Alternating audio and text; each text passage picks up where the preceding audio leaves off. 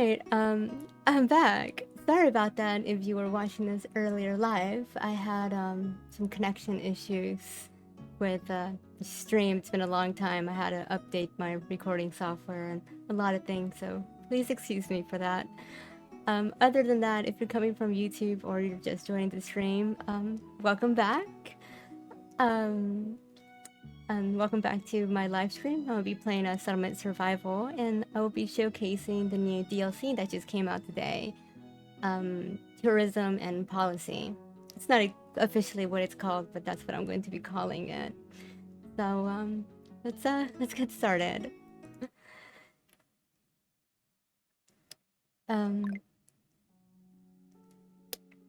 So it's kind of funny because I like literally already did the intro to this a couple minutes ago, so I have to like rewind and remember what I just did. But so there's a new update, new DLC, completely free, for Settlement Survival of Tourism, where you get to build like these attractions, and those attractions, well, they attract other settlers.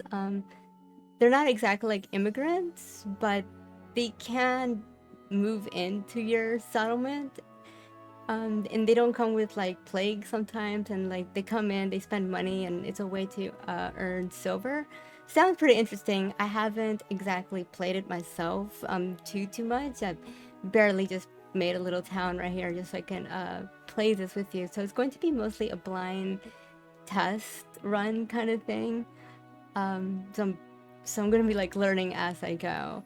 Same with the other feature of policies. When you build a town hall, you will have access to another tab called policies, and through here there's going to be like little laws and things like that that will affect how your citizens behave, like just slightly. It's not a big deal, but there are like a couple bonuses, buffs and debuffs kind of thing depending on which laws you have enabled. It's a small thing, but again, it's not something I've look into that much, but I do look forward to exploring all of this.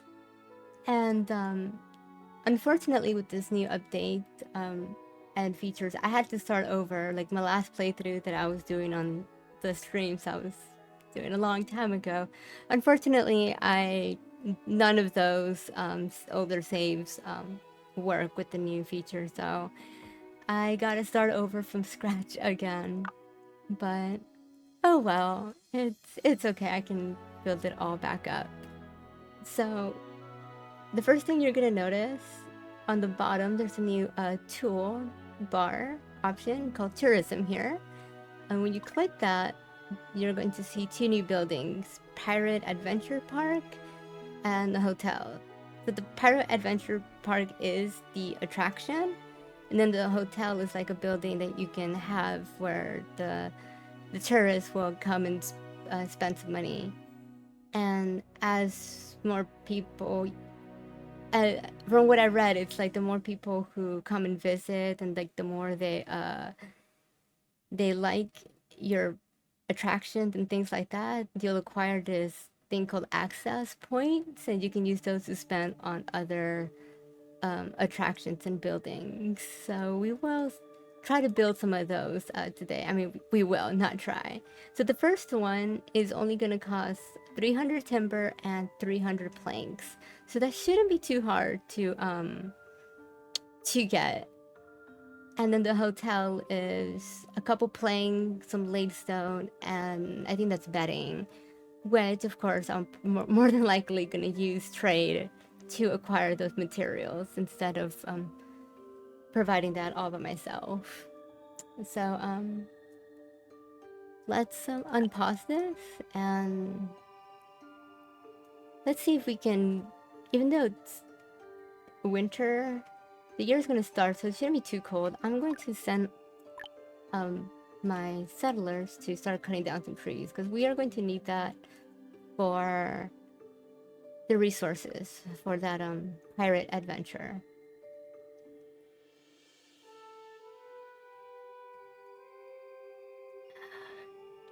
Oh, so, and another cool thing that they did, I'll just slow it down. Another cool thing that they did is they completely reworked the traveling merchant. If you've been watching my other videos, you will probably be very familiar on how broken this guy was and how I used to exploit this for a lot of money hard. But they finally changed it completely. It's completely nerfed. It works a lot different now. When you click on the traveling merchant, a UI like this will show up with two options. Basically, if you have these two items that the traveling merchant is looking to buy, you can click sell and he'll give you a small amount of silver for it. So no more will he come to your settlement with nothing but fancy food or that you can just get for like 900 coins, I believe, and then just turn all of that food into like 50,000 coins like I used to. Can't do that anymore. So for now on, I have to actually earn my silver for my settlements fair and square. Kind of a bummer, but it's okay. I'm glad they fixed that. It did feel a little cheating at a certain point. Right now, he wants timber and buffalo meat. I don't really have buffalo meat, and especially not 450. And since we are trying to go for that attraction, I'm not going to sell him silver. So I will be skipping this part. I already have a little bit of silver anyways from the tutorial little mission things. So it's not too big of a deal skipping this for now.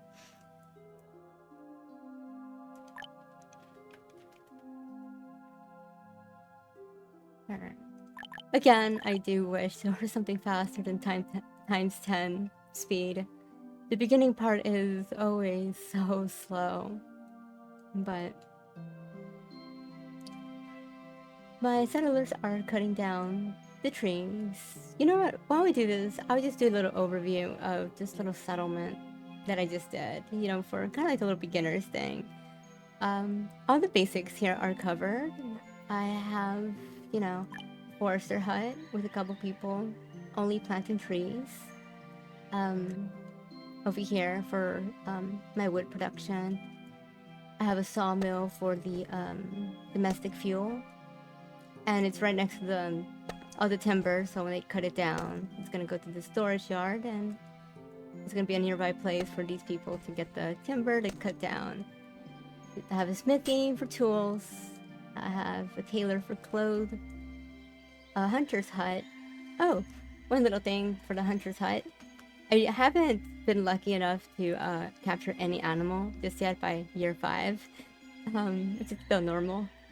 But one thing I want to do is on this remodel, there's these traps right here.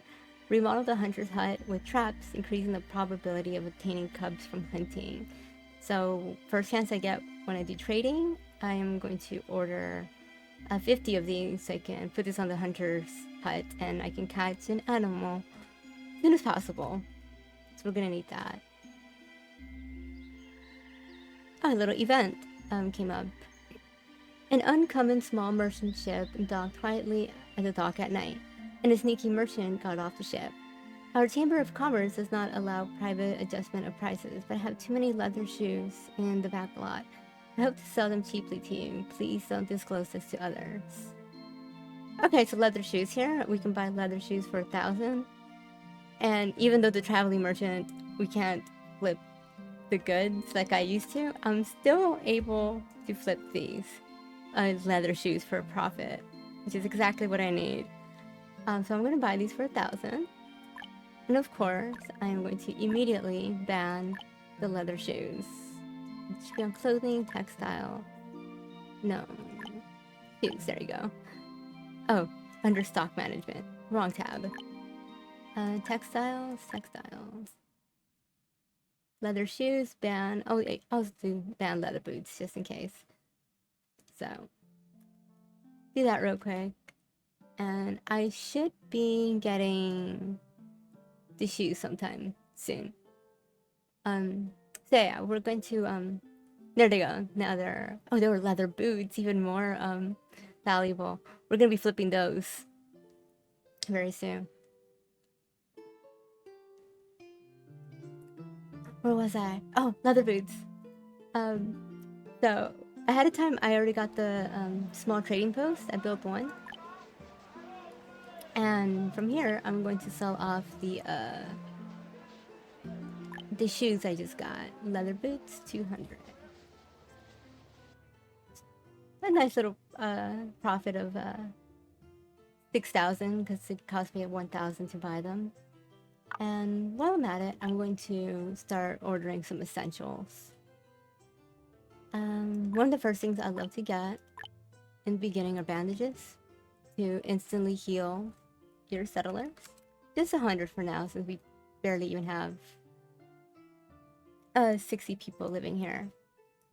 So order some bandages and order. Oh, the quality's better now, Wigo? Thanks for letting me know. Hopefully it stays that way.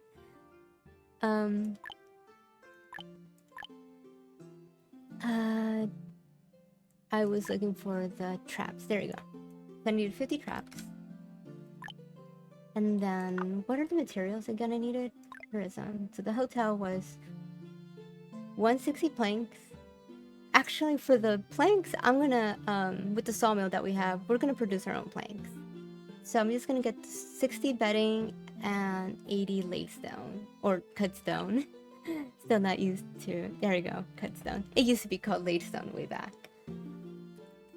80 cut stone and 60 bedding for household materials. There it is. Oh no, that's not it. Where's bedding? Clothing. There it is, bedding. That should be 60. Let's double check. 60 bedding, 80 cut stone. And yeah, so we still make a small profit here, and we're gonna get all the materials that we need. And we have the excess labor to even send off this caravan. Oof.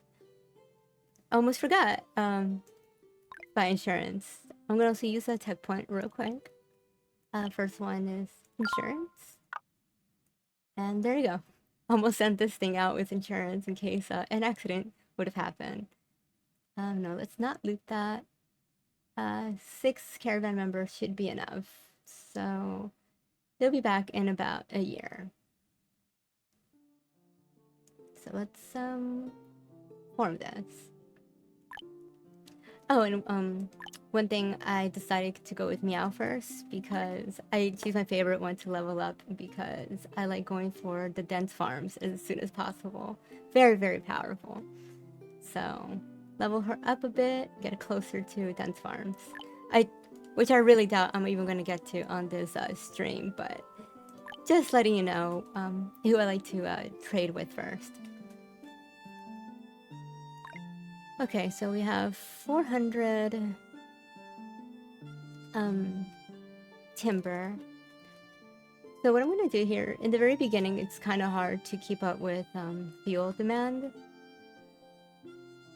But once you get the boiler room technology, this one right here, once you get the boiler room, the fuel consumption is a lot less, and managing the resources for fuel is so much easier. But in the beginning, they consume a lot of fuel.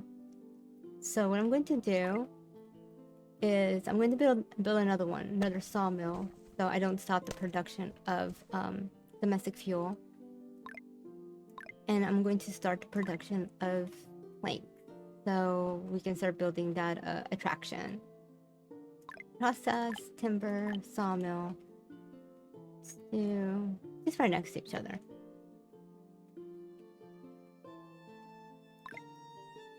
And then we will tell our settlers to cut some more trees. We need a lot of them. And we will have some immigrants soon, which is a good thing, because we do want to expand our settlement as soon as possible, because we need people, and it's a slow beginning.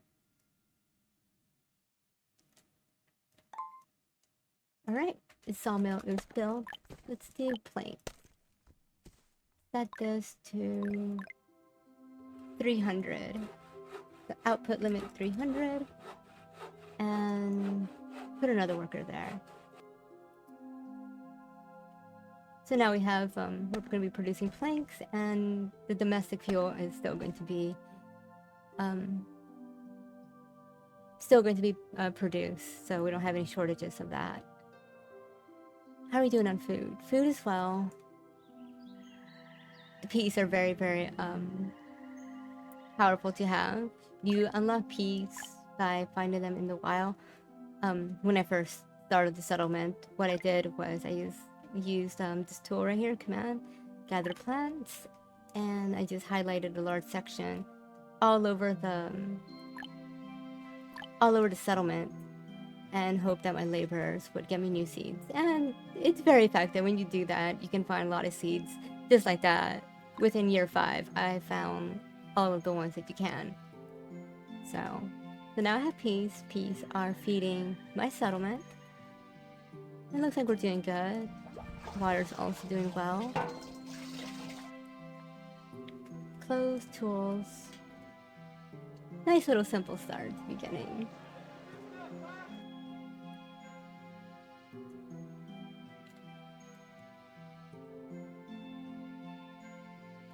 I'm gonna order them to cut some more trees.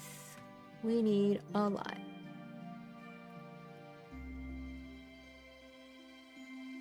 Oh, so since it's in the winter, the farmers are laborers now too.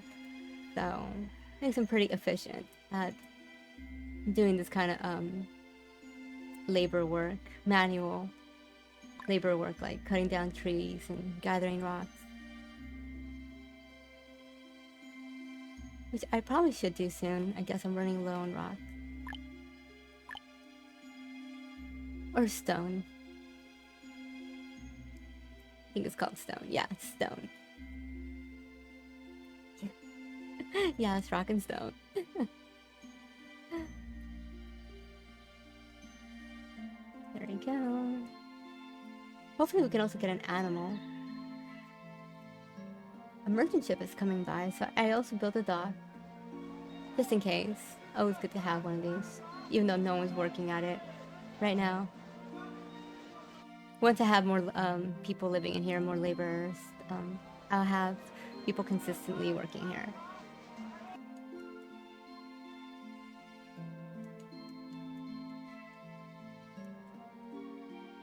Okay, so tourism. How many planks do we have?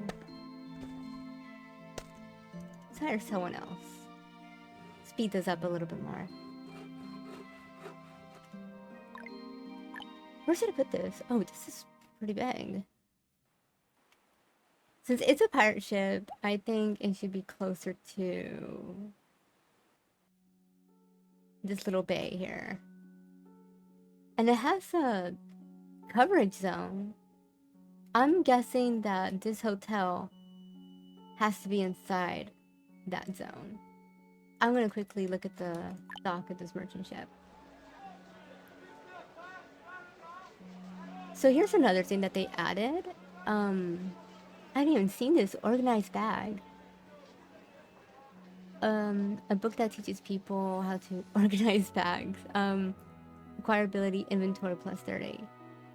So it's a textbook. So one thing that they added as well is they completely redid how they did schools. I don't have a school yet. I should build one. But now there's these things called books where you can teach certain books at school at the consumption of paper.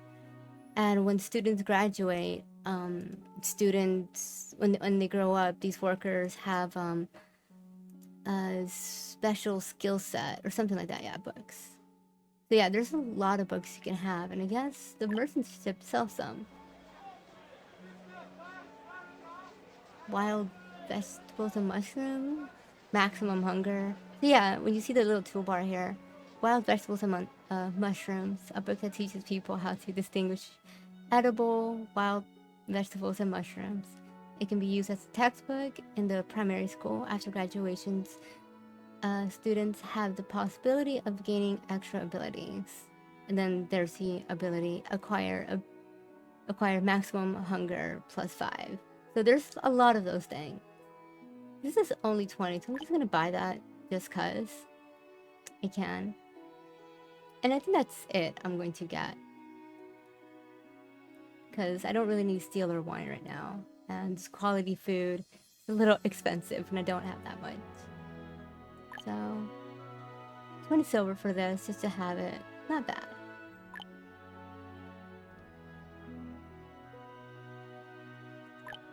And I find it very interesting that it actually does take up inventory. Huh, I kind of assume like that's just gonna be like a passive thing you can have and you can just put that into schools. I really wonder how this whole book and school system's gonna work now.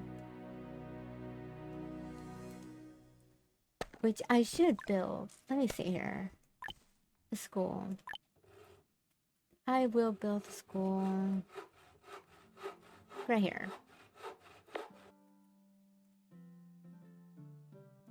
So we can find out how that works.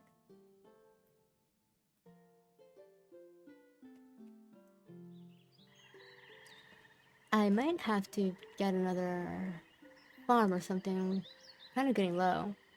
I know they're gonna harvest soon, but that's not a comfortable amount. Let me see here. Resources, no, agriculture, standard fuel.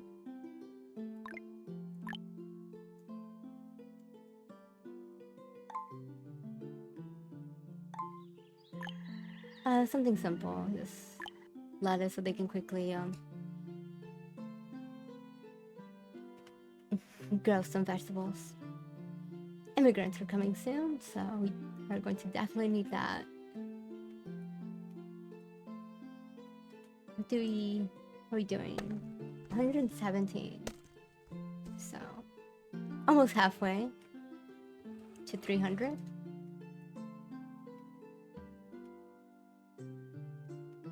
And here they come. And a traveling merchant. Turkey and alpaca wool. I don't have enough of either of these, so I'm gonna have to let this one pass too.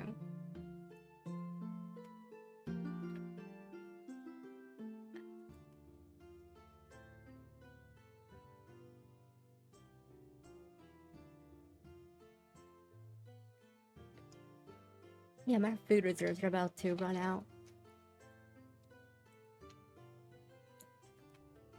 Alright, immigrants arrived, accept them. And one of them would have a disease. It's okay. A good thing I have the technology points to have the cure. That one was measles. Wow, okay, so that's gonna cost me 2. The second one is the cure for measles. Alright, so activate. Activate. That would have been bad. Well, 2 of them had measles. Or was that 3? Oh, just 2. And they're healed.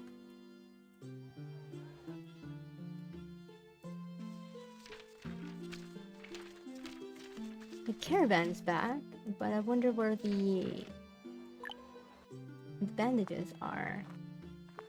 They're here. I guess the doctor hasn't had the chance to pick up the bandages yet. Anyways, okay, so I accepted the immigrants. They could be hungry just because that's kind of how they arrive now, but they'll have food, hopefully. I'm gonna build some houses up here since I'm going to be expanding my farm soon anyways. Let's do this.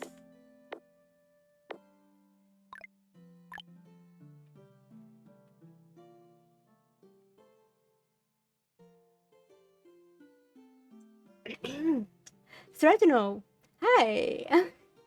It's lovely to see you as well. It's been such a long time. Sorry, I've been kind of focused on the game, but I see the chat. Hi. It's good to be back, and it's good to see your username as well. I hope you're doing very well.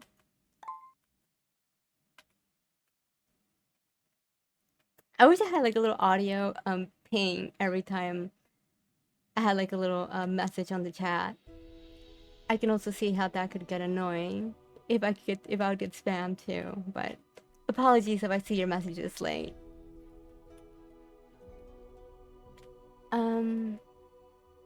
Alright, so they're picking up the crops, and we should have a little bit. You're doing quite well. That's good to hear. I'm glad. Do you still happen to play this game as well, even though it's been a long time? You finally started a new game. How is that going?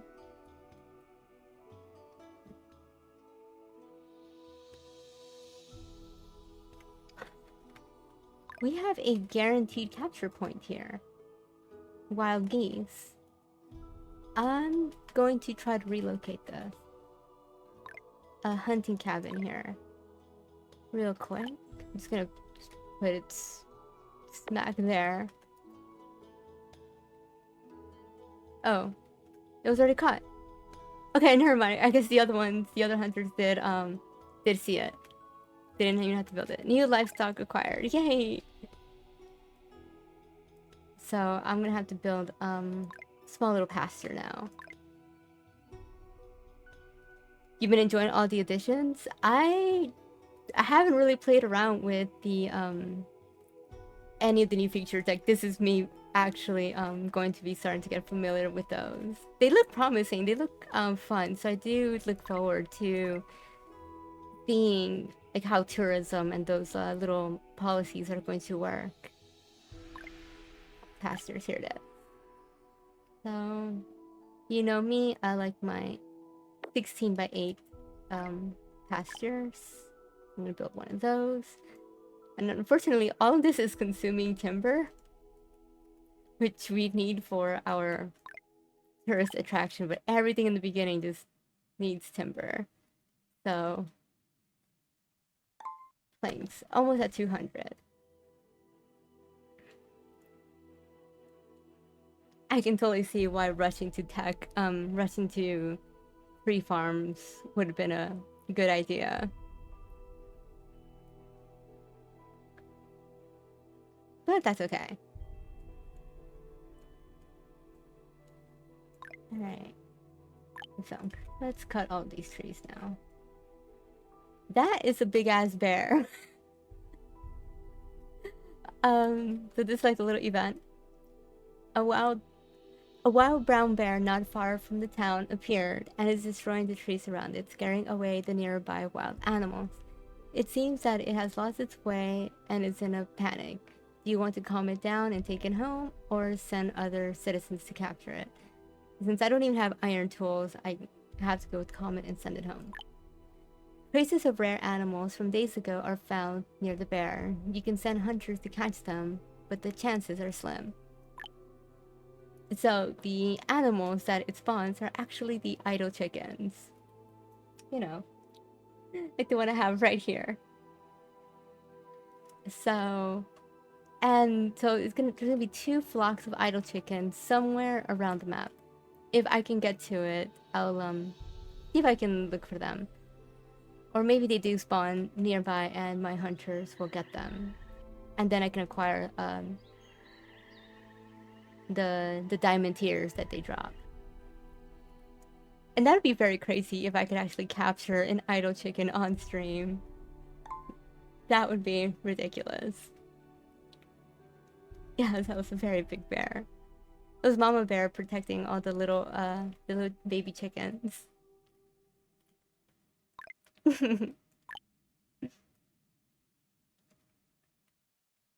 Cut down more trees. A lot of trees here that can be cut. Already got the pasture, geese, and I don't really need the animal dung, so I'm just gonna have this closed for now to save on labor. If this was alpaca, where alpaca have a daily drop of wool, then I would have had it open just to at least collect the wool. But you can only get feathers and meat when you slaughter them. So I'm just gonna have it empty so the geese can just reproduce on their own. In about a year, I'll check back on it and see how it is doing. So we did get our first animal. Hopefully we can get more. Especially since we are very, very low on leather and wool. We're gonna have a clothing shortage soon. I'll probably just trade for that. Use my silver. How are we doing in planks? So close. Almost at 300. Alright, so back to the adventure park. Where should I put this? I feel like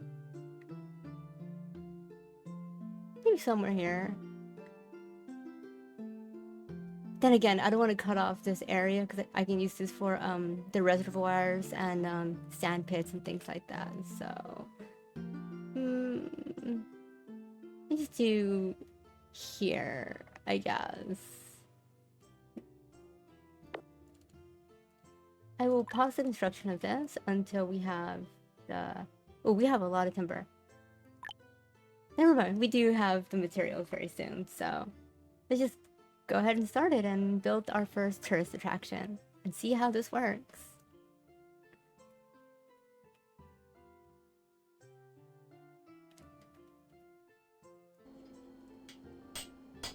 Put more builders right here, so hopefully they can speed that up.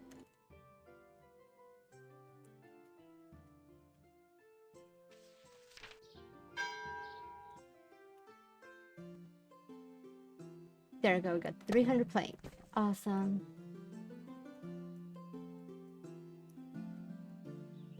Get a fourth forester here. And cut even more trees.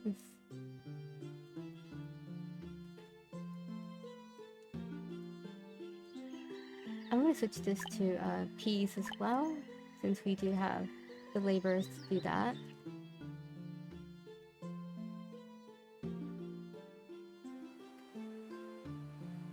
And I'm very excited to see how this is going to turn out.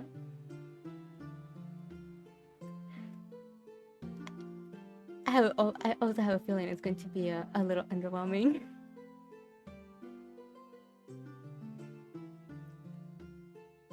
I wonder if the building's going to be animated, like it's going to move or something. Almost there. I should also have the materials. Yeah, I got the bedding and the lake stone for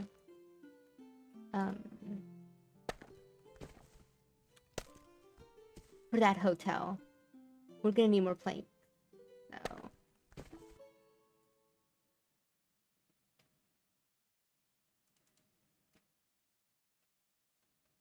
and we're out of food again. I am not managing the food very well. Whoops. I'll just send them together. Plants. They can eat raw wild vegetables for now. But I got priorities. I'm trying to attract tourists here.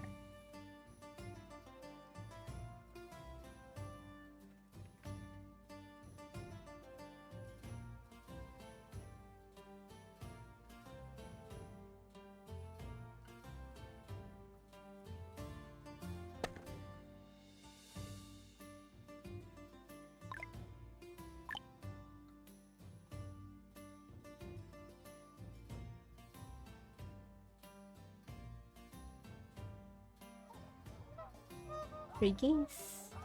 Slowly but surely, this will fill up on its own. Almost got the materials for that. And just 4 more.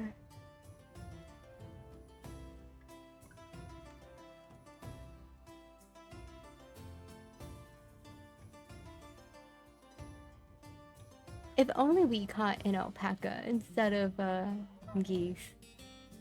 The alpaca is such a good animal to get in the beginning for the constant supply of wool. Oh well.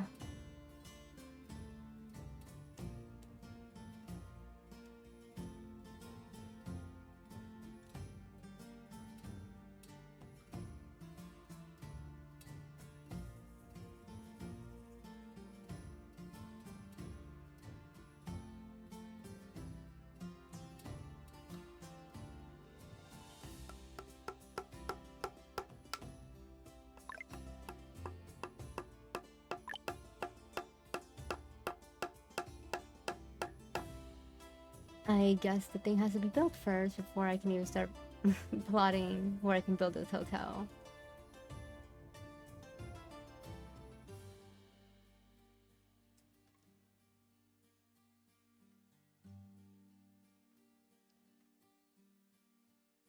Man, I forgot how slow the first years can be.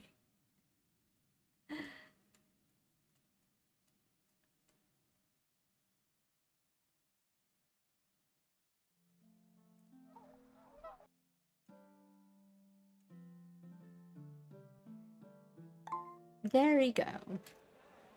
Alright. So, let's see how this works. Basic attraction that can attract regular tourists. Winter is the peak tourist season. Okay. Promotion stopped. Town attractiveness increased by 10%. Indestructible. Promotion. When the promotion starts, tourists will come and visit the attraction, but it will cost resources every quarter. After the promotion ends, tourists can still enjoy the attraction. Okay. Start promoting. Souvenir, total reserve 0. Promotion materials made from stone in the masonry workshop that can be used for scenic area promotion.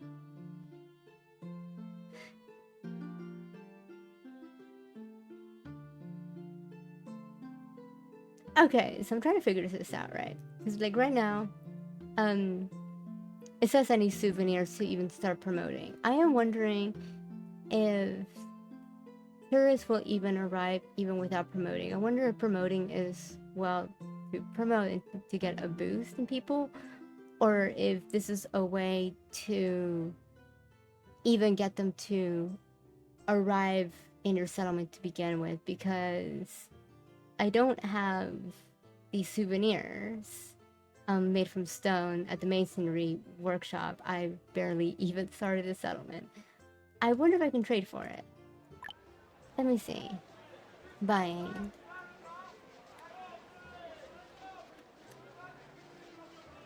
How do I spell souvenir? S-O-U. Buying.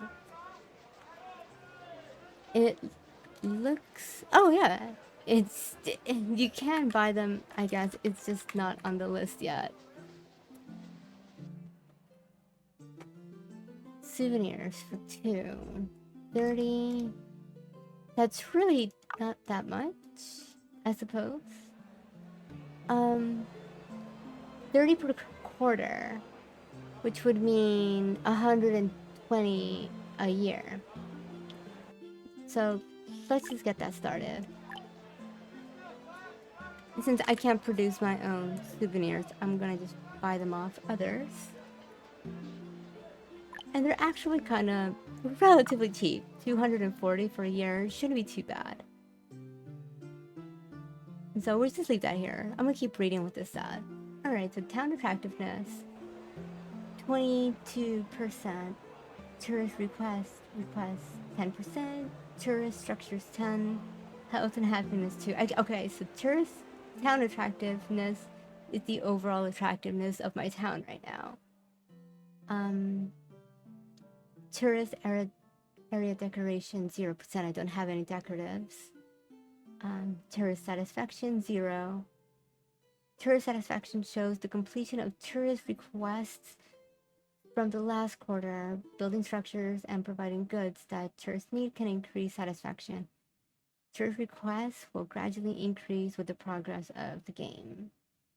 Okay, and town attractiveness influences the number of tourists, prices in scenic areas, and the number of immigrants from tourists.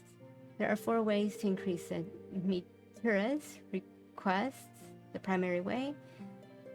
Build tourism structures, add decoration to scenic areas, increase health and happiness of the town. Okay. Regular tourists, premium tourists.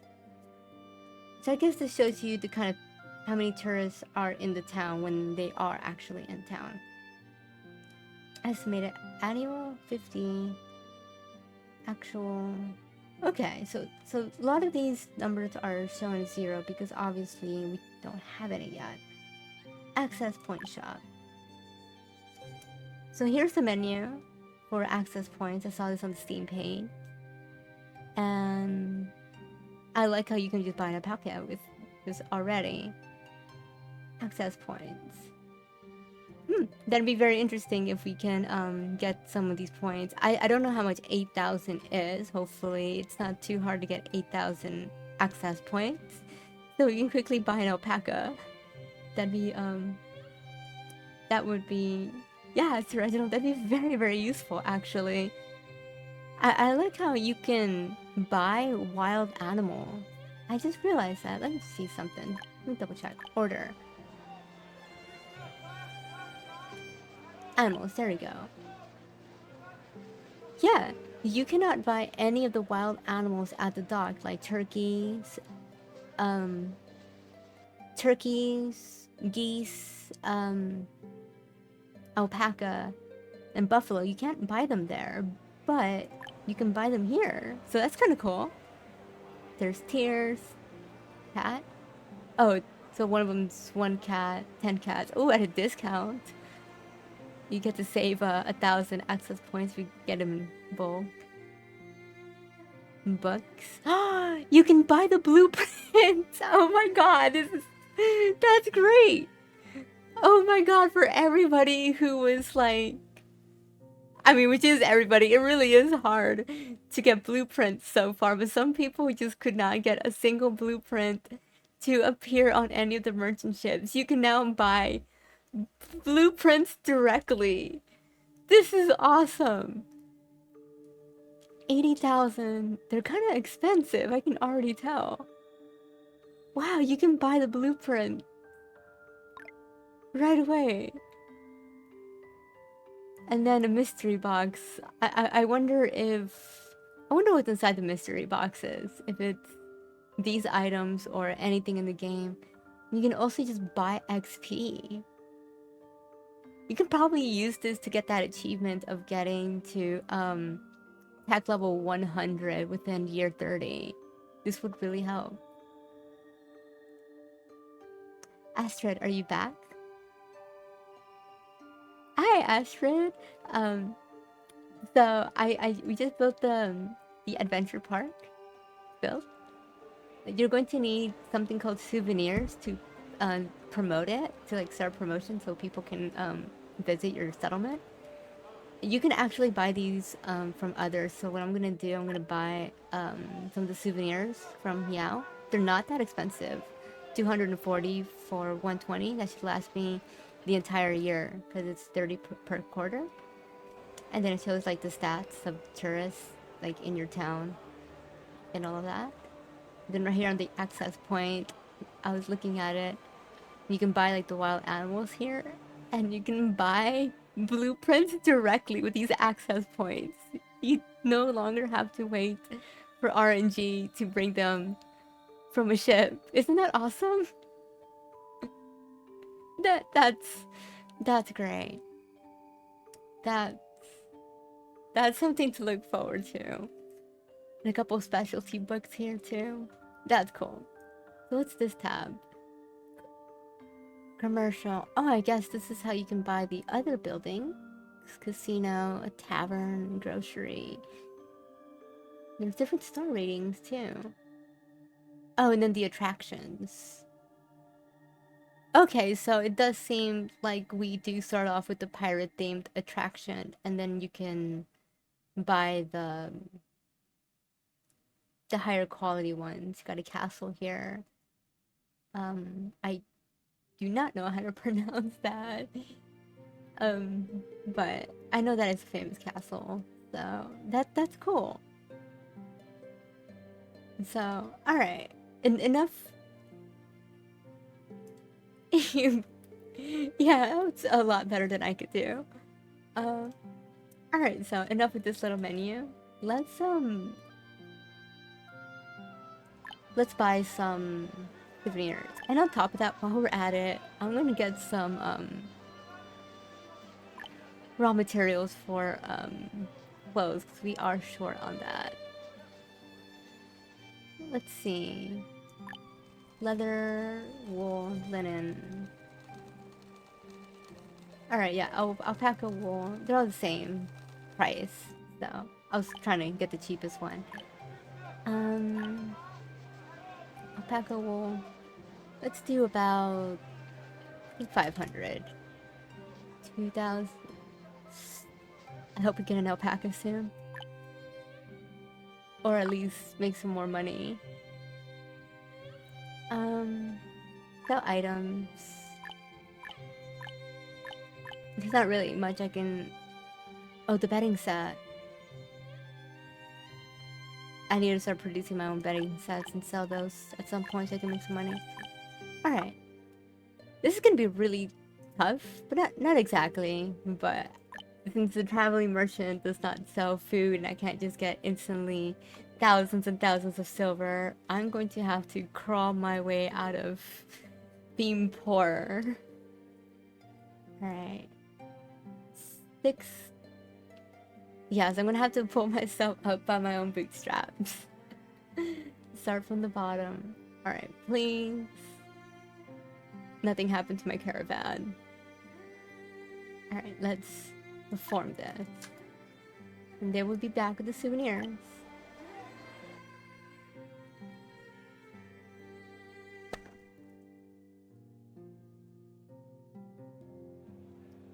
I do wonder if we will get tourists even before the promoting, because again, I wonder if promoting is a way to get a boost in tourists, or this is how you even begin. I wonder if you just do it once, because it does say here, after the promotion ends, tourists can still enjoy the attraction.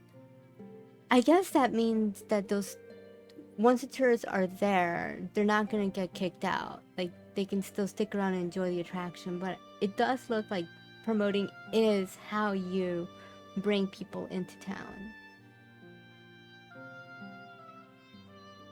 We'll see.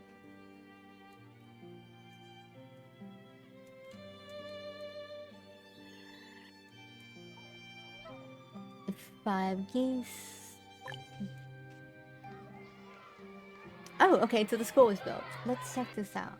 Add textbooks. So here's up to basic consumption of paper. So I can have up to 2. Paper used for studying, 0 per person. Students use paper to study, and those who have studied textbooks will have the possibility of gaining additional abilities after graduation. It kind of sucks that it's the possibility, because it seems like they're not even guaranteed to acquire these abilities once they do graduate. So it kind of feels like you can burn some of these materials for nothing. Primary school. Really upgrades here. I like how there's a witch hat icon, but you don't need a witch hat. The school can admit 10 extra students. Yes. Schools can teach more courses, the number of available textbooks +1. I assume that's what this space would have been. Transcribe important context in textbooks. The possibility of gaining additional abilities increases by 20%. Okay, I guess this wants to increase the odds of acquiring those abilities. Okay, so we'll see how that works. I don't have any paper. I will probably...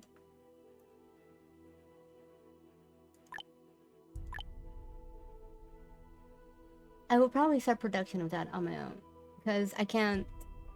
I don't have a lot of silver. I can't just buy everything. So I think I'm going to produce my own paper, which isn't that bad. I'm just gonna have to spend a couple of tech points. Let's just get this research institute.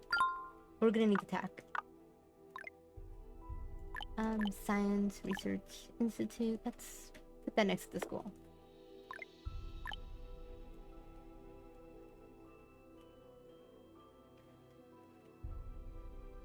And I might actually build some more houses soon. Merchant ship. Let's see what's in here.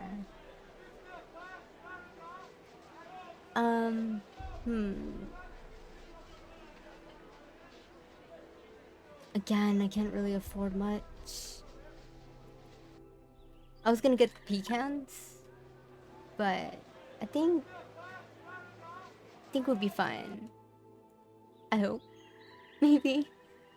Because I really don't want to spend the few silver coins that we do have.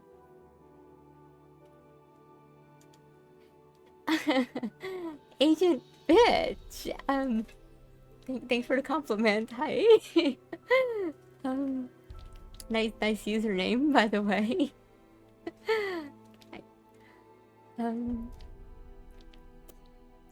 I know who that is, girl. Hi. Thanks for stopping by. A little event just happened. Doctors have recently treated many patients with wind, heat, and cold, seeing that people are vulnerable to wind, cold in autumn and winter. He suggested to prepare some medicines or clothing for the winter. Stockpile medicines or prepare clothing for we need clothes, so I'm definitely gonna go with clothing. Oh, but I could sell the medicine. Crap. Sell the medicine. Or clothe my people. Money or clothes. Oh, thanks for the heart. We need the money. You know how I am with my playthroughs. I always try to stockpile money. We'll figure out the clothing. Oh, I already ordered a batch of like a packable anyway, so I'm gonna be able to produce my own clothes. So definitely gonna go with the medicine. Just remember that. And so, herbs. Luckily, herbs are no longer consumable for your health, so we can actually just sell a bunch of herbs. We will do that for the next caravan.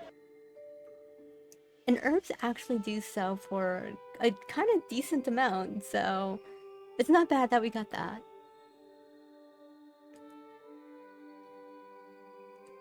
Oh, we are out of timber. Let me select a place to cut down all of those trees. Cut them all down. Traveling merchant, please ask for something that I already have. Planks.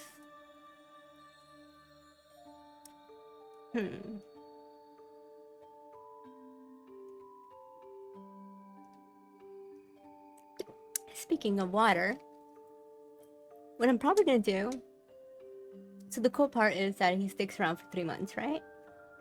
They're asking for 950 water, and I'm almost there at 874. So what I'm probably gonna do is just, instead of burning through like more timber and like recover on the planks. Oh wait, the planks gives you more silver than the water. Anyways, I just saw that. Most of the time, the item on the right side, this one, usually sells for more silver, because usually it's asking for a greater amount. Like this one's 950 and this one's for 220. So what I've noticed is the left one is a smaller amount of goods and the right one is a larger amount. But I guess because of the item that was selected and their value, the one on the left, even though it's less, it's still of greater value. So yeah, I'm gonna go for the planks. We're gonna cut a lot of wood down anyway, so we'll recover on that. So we need the silver now.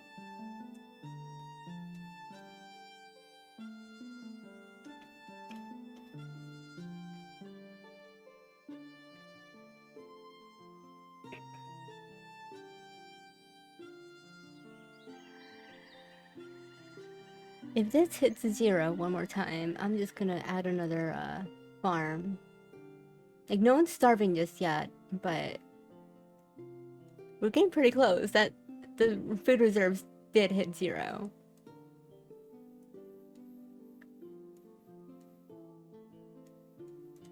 How much time on this caravan?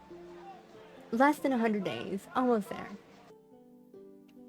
And I see we have a drought incoming. I need to do something about that food. Because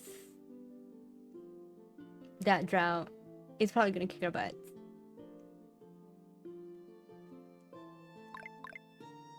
Pick up these plants while we're at it.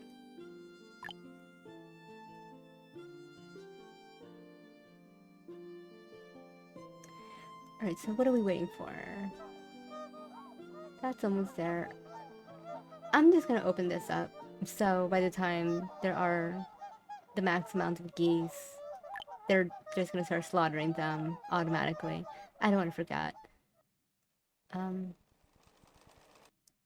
Got a little bit of leather coming in. Hunters still haven't caught an animal, but hopefully they'll catch something soon. Plenty of tools. Might need some more stones in a bit. Oh, there's some right here. And a little gold point. Didn't even notice this. I'm gonna get that little gold nugget and sell it because we are poor.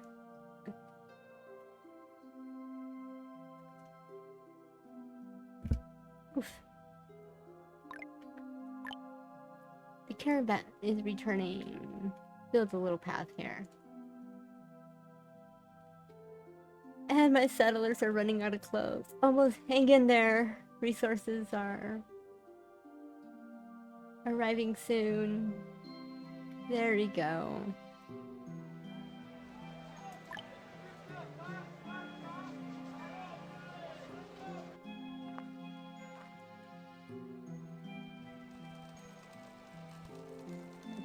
Do you have any in your back pocket? No.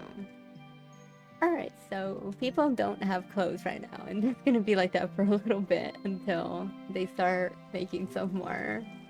It's okay. They have the materials now. But they're slowly getting the alpaca wool. Huh, what I can do here. A little trick you can do. Since I need the alpaca wool closer to this, I'm going to go to this storable items, raw materials, and I'm going to look for alpaca wool. And I'm going to not allow that.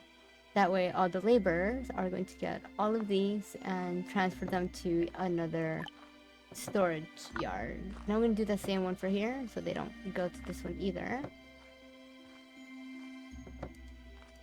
That way they start moving closer to... There we go. See how alpaca wool, now they're transferring into this one. It's exactly where I need. Just a little logistics trick that I do here. Banning items specifically from storage yards. Just so they can go specifically to a storage yard that you need. Also works with warehouses as well. It's a nice thing to have before you have things like transfer stations and supply terminals.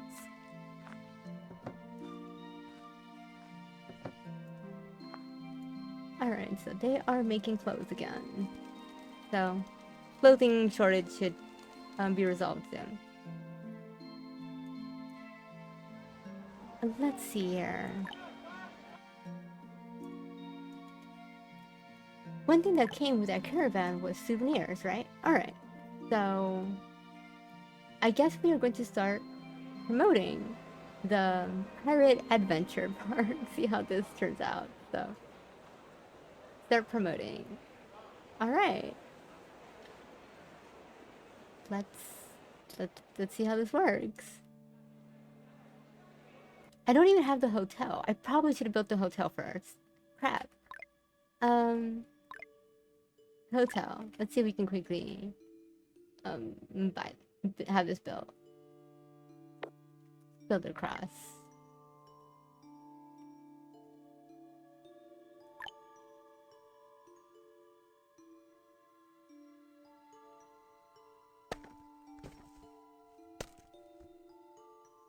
I'm not even sure if I had all the planks ready.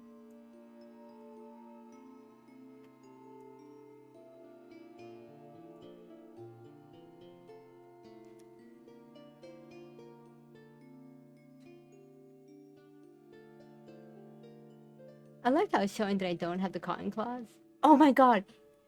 It was cotton claws, not bedding. I... Those two icons look so similar.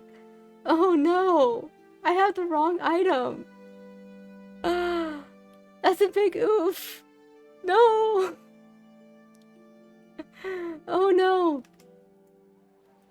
On the bright side, okay. I can just sell those bedding sets right back. Look how similar that looks. Like, it's a white little square thing. Where's the other one? Cotton claws. Oh, that is too similar. Look at that. Okay. Nope, that's not a problem. Since I bought these from Meow, I wonder if I can sell them. Let's see here. I'm gonna flip the price here. Hopefully. Bedding set. I bought them from Meow. I bought them from Meow for about 54, I'm guessing. I can sell them to Carlos for 67. I can turn into a profit if I sell them right back to Carlos. I will do that. And then I will just get the I will get the cotton cloth from him as well. Oof, it might seem like the cotton cloth is more expensive if I buy them from him. It is, but it's not that much. It's not even a full silver, so it's okay. So bedding set, I'm going to sell that. Where is it? Closing bedding set 60. That's embarrassing. I can't believe I messed up like that. Alright. Down to Carlos. There you go. Happy accidents. I'm gonna sell that for a profit. And then I'm going to buy the cotton cloth, and it was 60. That's hardly any at all. Let me see here. Yeah, it just shows the icon on this part right here, so you can see how I made that mistake. I saw that icon, I confused it with the bedding set, but it's cotton. That's okay. So, buy 60.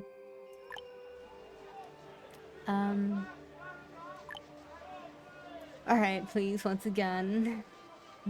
Nothing happened here in my caravan, so we're gonna send them off one more time.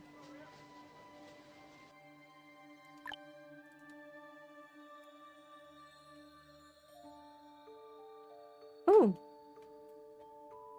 Are these the tourists? Regular tourists, right? Visiting attraction. Oh, a jade worker. 32. Oh, obedient. Okay. And I guess it shows you where they're coming from. Carlos. Let me see this one. Oh, this person is on the attraction. Okay. So yeah, you do have some people here. Oh, they just spawn on the thing. Now they're just wandering around. Visit accommodation request is satisfied. Oh, it's because I don't have the hotel yet. Visit attractions, 1 out of 1, request satisfied. I got 2 little access points. And I think this request has been logged. Unlock new request by reaching 90% satisfaction for 2 quarters in a row. Okay. Alright, we'll let these people wander around, see what happens.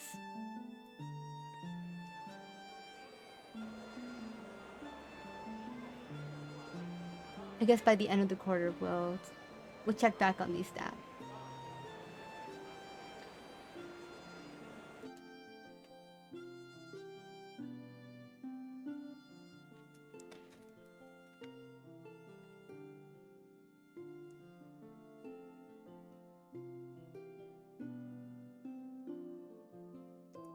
And now my people are starving.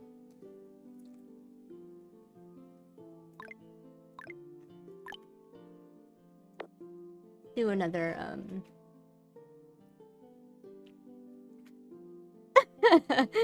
Yes, Astrid. You're right. I'm just gonna call it what it is. It's a shit show, but we're making it work.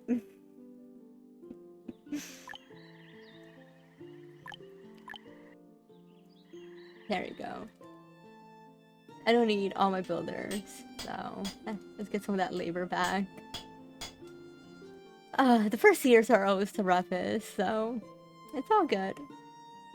I'm gonna get some actual immigrants soon anyways.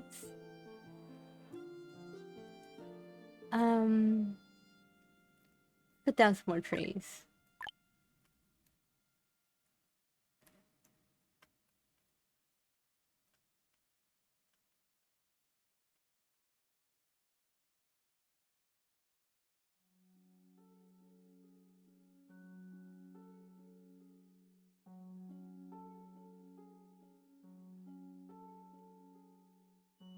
And we are good on close again. Nice.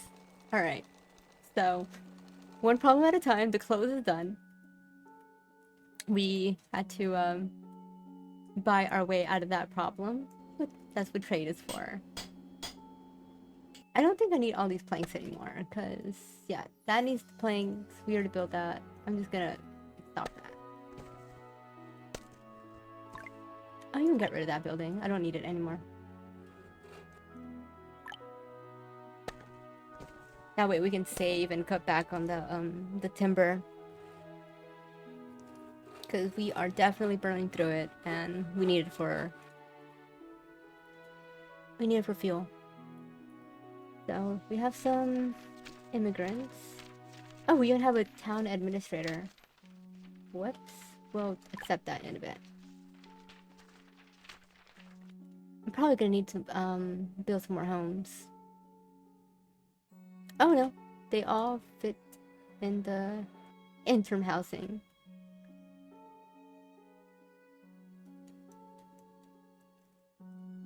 More immigrants, more laborers, more people to cut down these damn trees.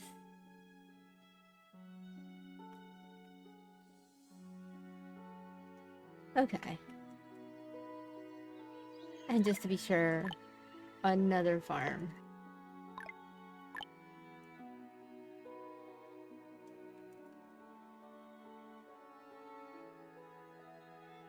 I don't want my people starving.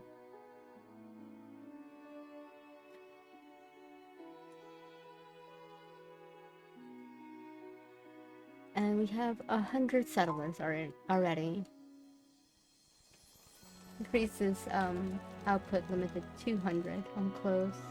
I'll do the same thing for tools.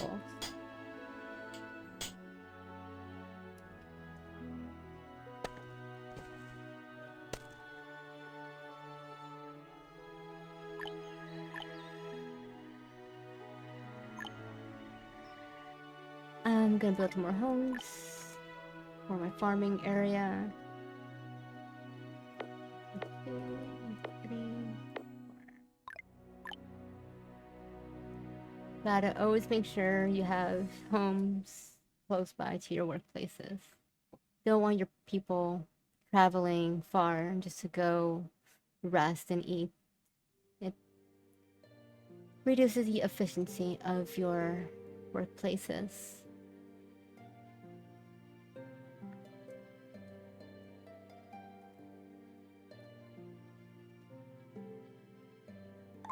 Yay! Please be alpaca, please be alpaca. Yes! We got the alpaca! Good job, hunters. Okay. So that is going to be another pasture we have to build.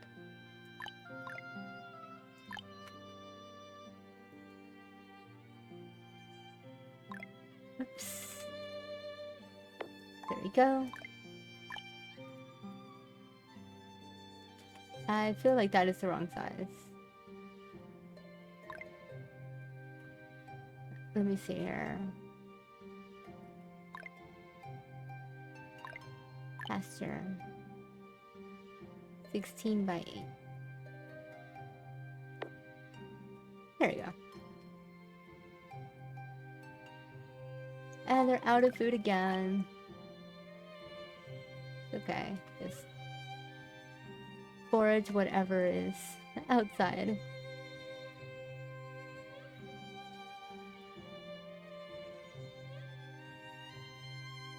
This year we have 6 pea farms. Could be more than enough. Caravan's gonna return soon with the cotton cloth and the money from the betting set. So we should be getting a good amount of silver coins soon. Good thing we were able to sell off the betting set for a profit and it wasn't a complete and total waste.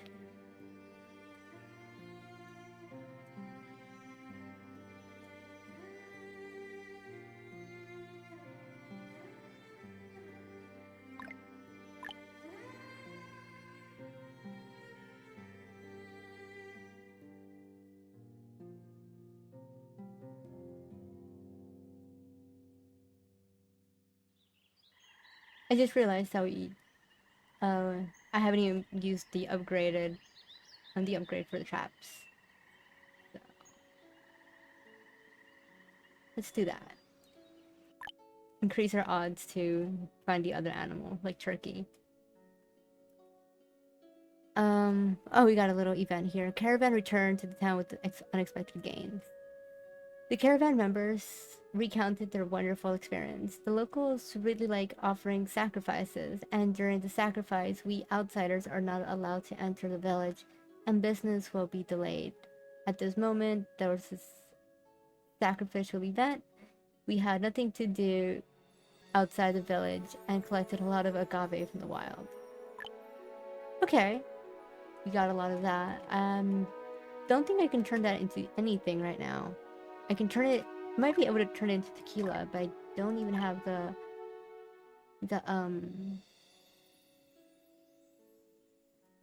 I don't have the building.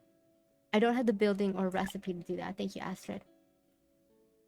So I might just sell off all that excess agave. Probably sell it off back to Meow. Raw materials, agave. 295. At this point, I'm willing to sell anything for anything just to make up, just to get some silver. Alright, the hotel is finally going to be built. And I think the promotion thingy ended. I had a notification for that. And the drought came. Oh no. Yields are gonna be less. Crap. Oops. Oh, my settlement's gonna struggle.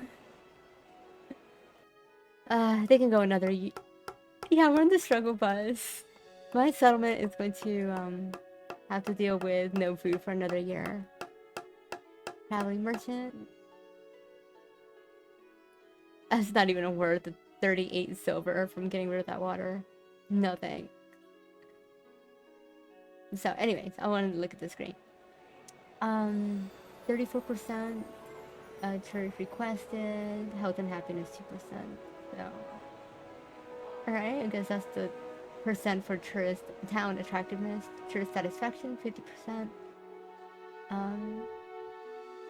Yeah, it makes sense that only one thing was satisfied because they had 2 slots to fill. It was that they wanted to visit an attraction and they wanted a service. Unfortunately, I didn't have the hotel up because I didn't have the cotton cloth to build it.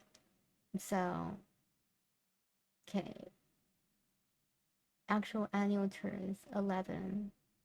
I guess I had none during these seasons. Oh, that's this year. You haven't entered fall yet. Oh, well. Oh, it looks like I got a little bit of access points. 22.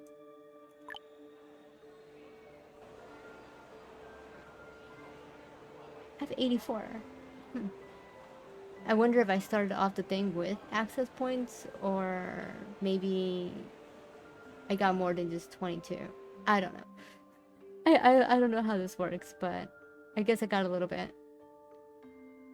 So, but we already have the alpaca, so I guess I don't really need the turkey. If we can get enough to get the turkey, then we'll do that. Oh, people are starving. This is not good. That'd be a huge setback. I think people are actually going to starve. Are there any plants people can find? Anything in the wild? Yes, there is. Okay. Alright, people, if you guys want to eat, you guys literally have to go find your own food right now.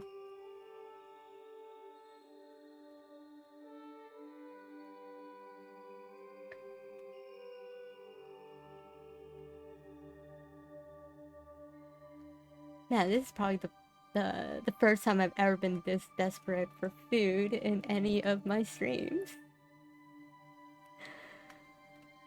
Alright. Yeah, usually I do use trade for food if it ever comes down to that, because usually I'm rich because of the way the traveling merchant used to work. Not anymore. At least I got the alpaca. So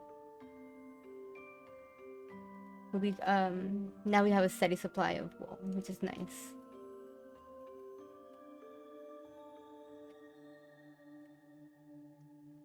Okay. So we are going to form one more caravan. Let me see. Okay, that's all the agave. So we are going to buy another set of another year's worth of... Actually, no, they're not that expensive. I want to do 2 years worth of souvenir. Now that we have the hotel, should be more profitable. Anything else that I need? I'll get some food. Screw it.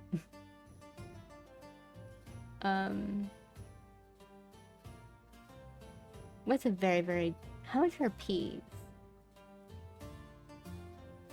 Still, yeah, let's just... Let's get about 1,000 of these. Oh, it's too heavy for the thing. Alright, 500, I guess.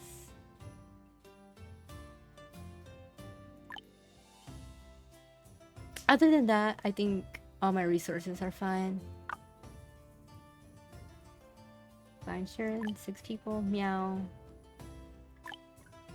More souvenirs.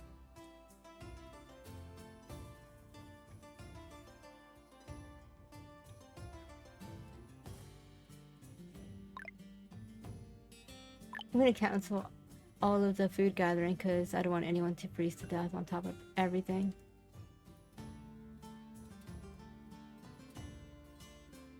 Surprisingly, no one starved. Someone died of old age, but no one starved.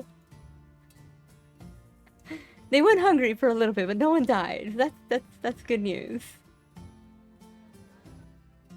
Okay, so we have a lot of labor. Oh, a merchant jet. Domestic fuel, I always assume I have a lot of money. It is not... It's weird for me to not have a lot of money. I'm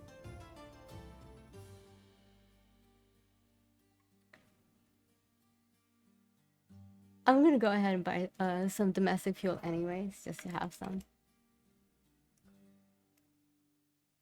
Just so the timber consumption isn't so intense. So I can afford 1,500.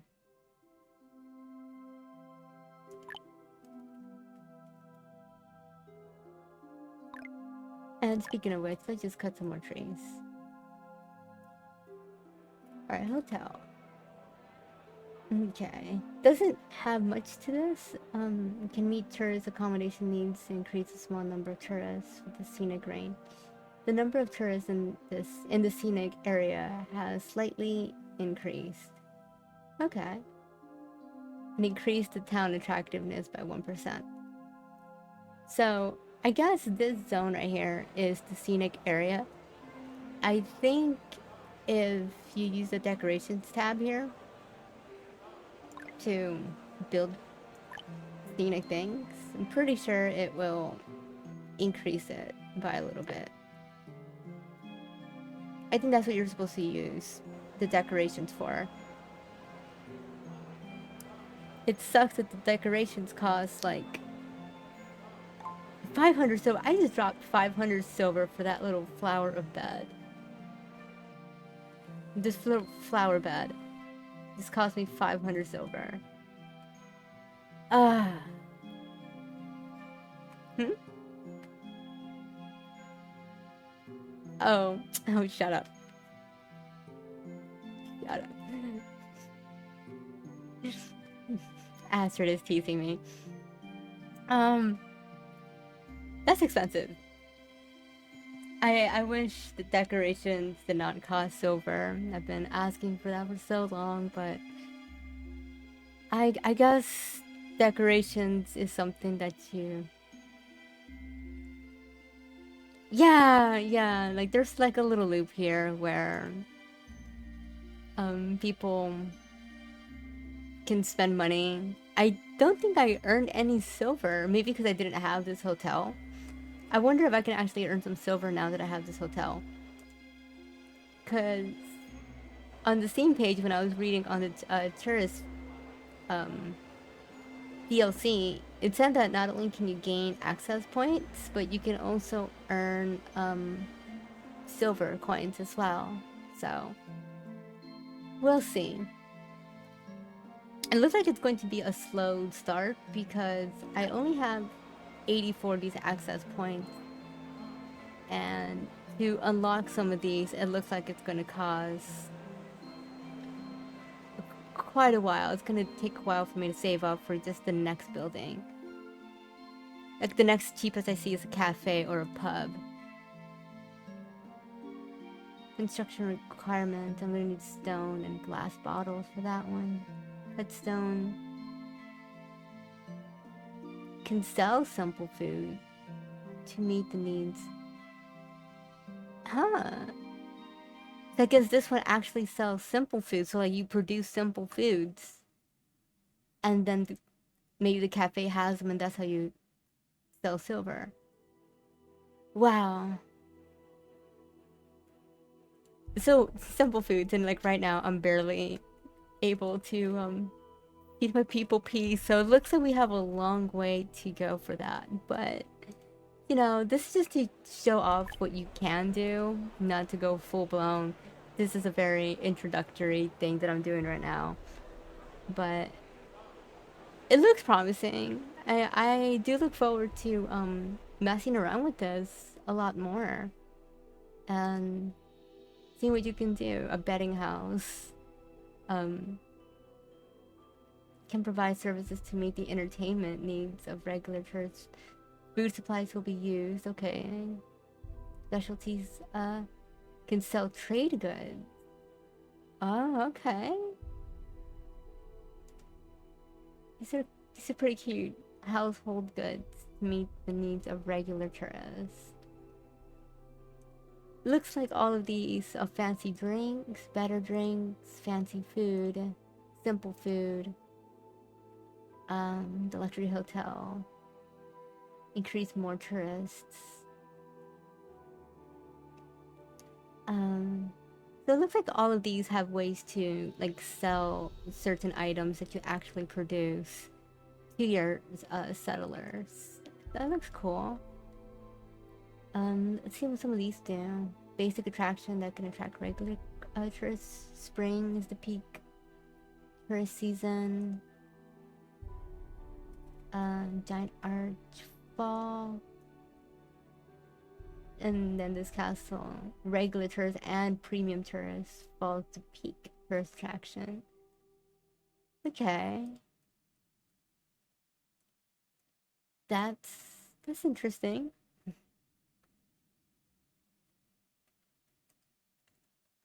And I guess that's the basics of the tourism, I suppose. waiting on a caravan so we can do our 2 more years of promotion. Run this thing one more time. This time with the hotel active. Looks like we're doing a lot better on food. So I finally have enough crops to start feeding everybody. My water is kind of taking a hit, so I'm going to use this time to do a little bit of cleanup on my settlement. So let's get the reservoir going. Let's do that here. Get some better water production coming.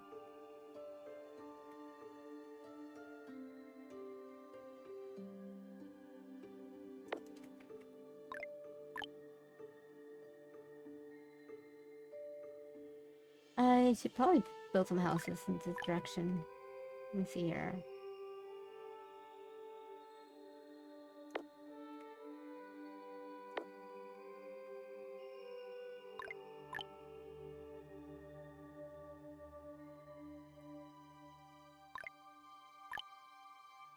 Cut some trees. Caravan is almost here. And I believe the clinic ran out of bandages. Why is my clinic not using bandages?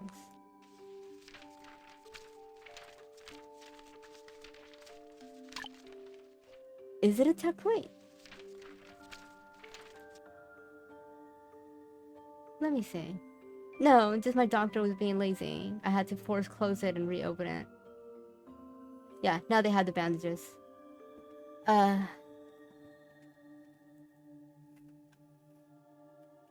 Lazy doctor. Oh, I totally forgot that the reservoir needs sand and clay. Gotta make another shopping order. Can you? Let me see. Astra suggests you just build the sand pit, which is probably not a bad idea. Okay, it's not a bad idea. I'll use the tech for it. You know I hate using tech points. I do hoard my little tech points like a greedy dragon. I do. That is facts.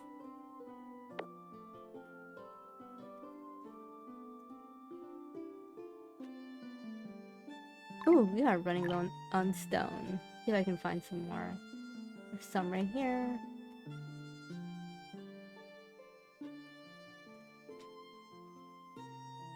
Oh yeah, doing a lot better with food, finally.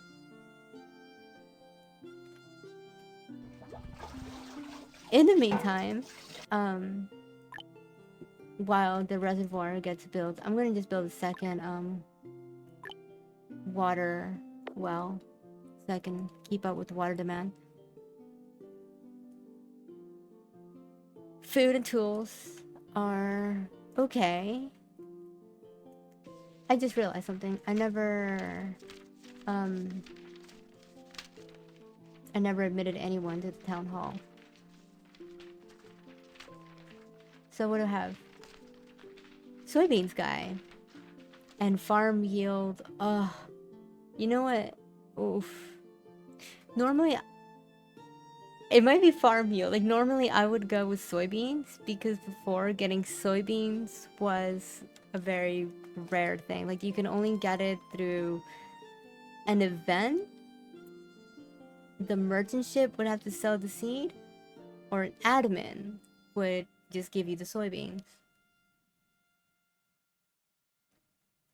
Excuse me. But now, now you can buy seeds directly through trade. And anybody will actually sell you any seed in the game. They're a little expensive. Where is soybeans? There it is. 10,000 for a soybean seed. But Carlos faction level number 4 seeds trade. While trading with Carlos, Carlos will sell you seeds for a very, very discounted price. So there is another way I could get soybeans. I could just buy them. So And because of that, because soybeans are not that rare anymore, I'm gonna have to go with farm yield 25%.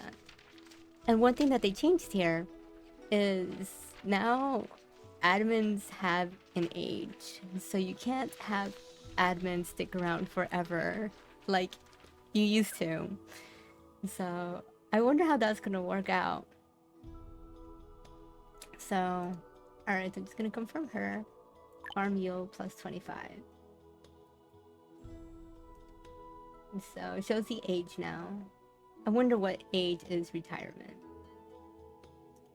I haven't even delved into policies yet. My bad.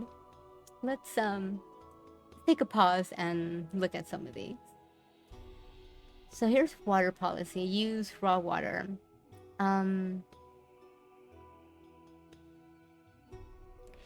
Citizens may be allowed to drink dirty river water, but doing so may put them at higher risk of contracting diseases.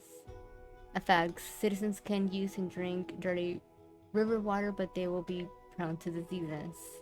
I wonder which kind. I was about to say cholera, isn't it? But I have the cure for cholera. So, I wonder... Yeah, which obviously we will cure cholera by putting a bandage over it. Because that's how it works, right? Everyone knows bandages cure diseases. So, and then the other one's forbid raw water. Citizens are forbidden to use and drink dirty river water directly. The thirst provided by beverages is increased by 5%. I don't have any dirty river water. Like, what counts as river water? Does the wells count as well? Because, like, the game just says water is water.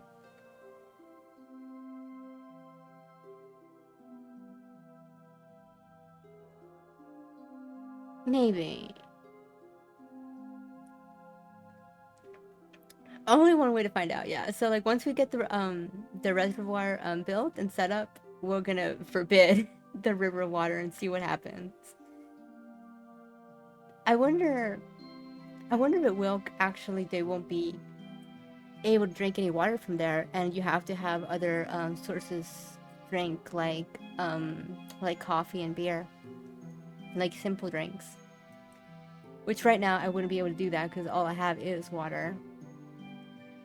So we'll see, that screws me over later. Here's another one, education policy.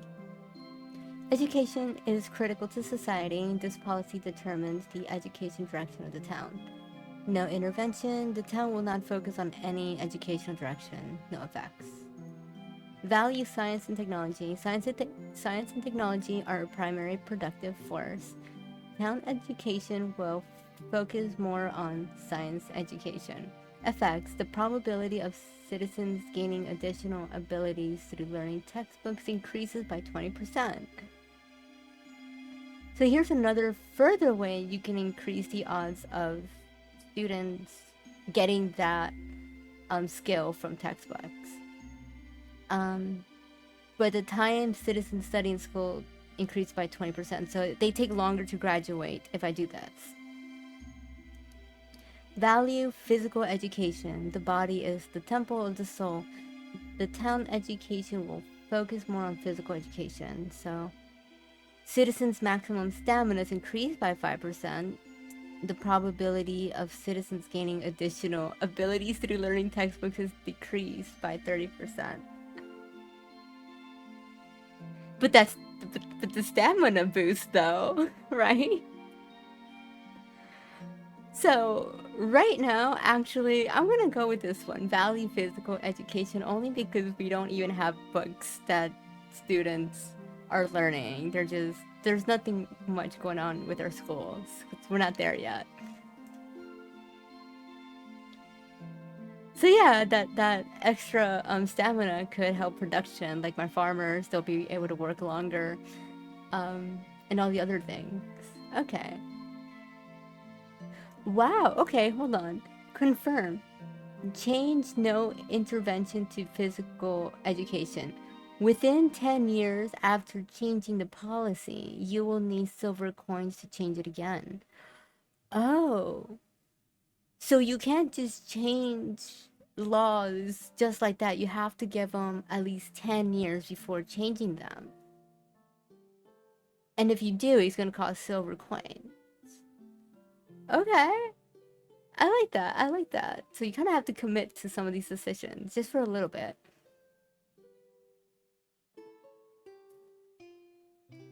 Okay. We're gonna go with that. Alright, burial policy. What's this? The life of the dead is placed on the memories of the living. The policy determines how the dead are buried. Inhumation. Ashes to ashes, dust to dust. Inhumation will be adopted in the town. Effects: the dead will be buried in the cemetery or Chichen Itza. Okay. River burial.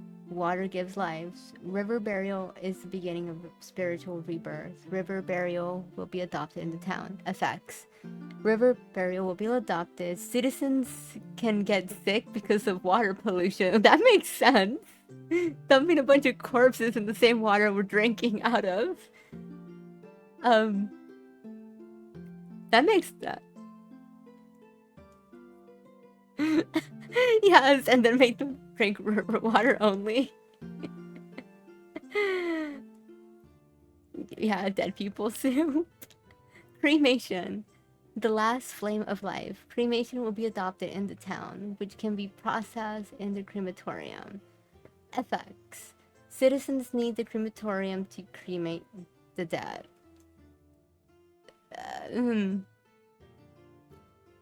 Do I have the crematorium? Oh, I do have it. Oh, shit. Citizens will be cremated in the crematorium after they are dead, and fuel will be consumed. A well-functional crematorium can increase citizens' happiness. Only when the town hall implements the cremation policy will citizens be able to choose cremation. Building and scenic areas can decrease town effectiveness. So tourists don't want to see this thing nearby. They don't want to see the crematoriums. Okay. So that's interesting that there's other ways to handle the dead other than just boring and rebuilding the cemetery. But that's gonna consume fuel. Maybe like once I had like the boiler room and like my fuel consumption was like really low, I can see myself doing something like that. That's interesting. I like that. The river burial is kind of funny though, but I don't want people to get sick.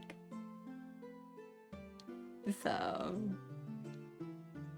I was expecting, when I first read, like I was skimming over through these, and when I saw river burial, the first thing I thought was like a Viking funeral. Like, oh my god, that'd be so cool. Like, something where they get put in a little boat and sent off in the river, and then just get torched. But we don't even have like bows and arrows in the game. But that would be cool if we had something like that. Anyways, so there's a lot here. So there's structure. I guess I don't even have any of these unlocked. Food. Farmland policy. Crops are the blessing of nature. The policy regulates how fields will be harvested. Every grain is precious. Farmers will collect the crops for storage as they are reaped. That's what we have, regular harvesting. Farmers will collect the obtained crop storage during the reaping process. Okay, reap first. Organized land farming brings greater efficiency. Farmers will first reap all crops at once and then collect them from storage. The farmers will only collect the reaped crop for storage when the whole reaping process is done. That is kind of interesting, where I guess the way it works now, I mean, the harvest season is over, But they do is they pick a couple up and then they go transport and come back. Or the other one would be, I guess they cut them all down and they probably like leave behind a bunch of like baskets of whatever crop that they're leaving behind. And then once they're all cut, they'll just collect the crops, which probably means faster harvest times because they're not making back and forth trips. They're just, I'm gonna do that. I'm gonna do that, and we're going to see the difference on the next harvest.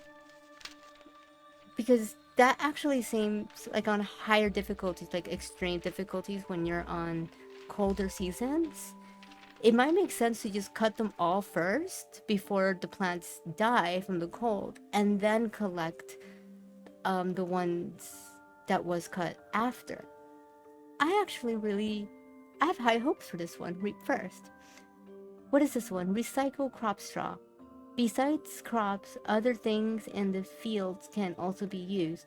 Farmers will collect grain straws and bean straws. Farmers will collect grain straws and bean straws while harvesting crops. And I've noticed that, where is it? Here, domestic fuel, it has straw. Straws obtained from fields can be processed into domestic fuel.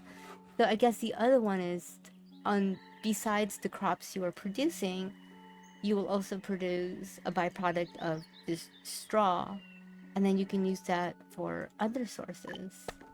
Interesting. Huh. I still want to do the other one, the reaping first. That I'm very curious to see. But the one with straw looks pretty interesting to use as well. Okay, so change regular to reap first. Yes. Alright. Oh wow, look at that. You can change it for free after, I guess, the amount of time, but look, it's 50,000 silver. This thing punishes you hard to prematurely change a law. Wow. I guess we don't have this one. Food import export. Trade. Oh my god, there's so much. Trade dock. Let's see what this is. Water is the Silk Road of trade, and the policy determines the trading mode at the dock. Regular trading. The dock remains in the current trading mode. Ordering only. Trade brings broader choices. The dock will switch to ordering mode. Effects. The prices of ordering goods from the merchant ships will decrease by 30%. The merchant ship will not stop by. So, ordering, when you click here, you can order any item in the game that you want. Say, like an animal, right? But the catch here is, even though you can order anything you want instantly, well, not instantly, but like the moment you place an order, a ship will instantly enter the map and will be on its way to bring you the order. Like, we kind of jokingly call it Amazon Prime, just quickly. It's the fastest way to get any item that you need into your settlement, but at a very, very a premium price. It's very expensive to do this, but it's a good way to, if it's like a really emergency, like you need food or clothes or any kind of material, you can get this the fastest, but it does cost the most. But with that one, you get to decrease it by 30%, which is still pretty expensive. I don't know if I'd be doing this for my playthroughs, but that's a very interesting way to change it. Like, the merchant ships no longer stop by, it's order only at a better price. What's this one? Busy dock. Trade should be a win-win situation, not a zero-sum game. The dock will have more merchant ships stopping by. Effects. The category of items of merchant ships carried increases by 2. The category of items? The category. The chance of mega merchant ships arriving increases by 30%. Wow, so the fancy ship can arrive without the admin.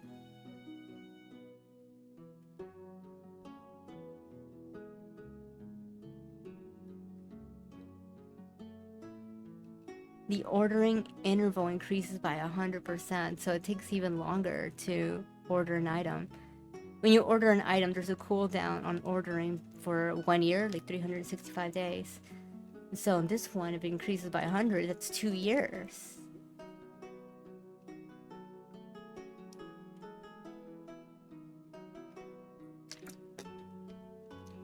I probably messed up my lipstick with that one. I don't even care anymore.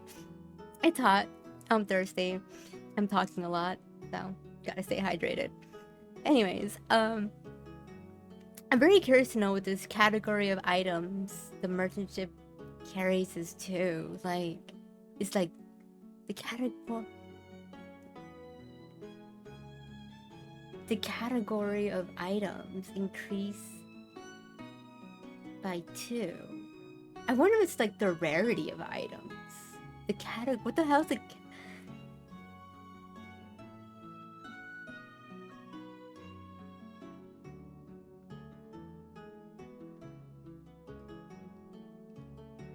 Okay, so what Astrid is saying is she believes like the kinds of like categories, I guess, like beverages, raw materials. So like when the merchant arrives with stuff, you know, there's like sometimes it carries like different foods, drinks, tools, and then fuels, right? I guess it's like it will increase the categories by 2. Like there's going to be an extra one of like trade goods and tools. So basically it could just mean larger inventories. That's what Astrid predicts. I don't know. I think I'm gonna select this, yeah, because I'm not really ordering much. So this penalty of ordering interval being increased by 100 isn't really gonna affect us much. So we'll change that one. And it looks like we have one more. It looks like the yellow ones are the ones that are available. Immigration policy. Welcome new faces or shut the door on them? Oh, rude. So straightforward. The policy determines whether immigrants will be accepted. Make a decision. Manually decide whether to accept immigrants when they arrive. Requires a manual decision to accept or not when immigrants arrive. Receive all...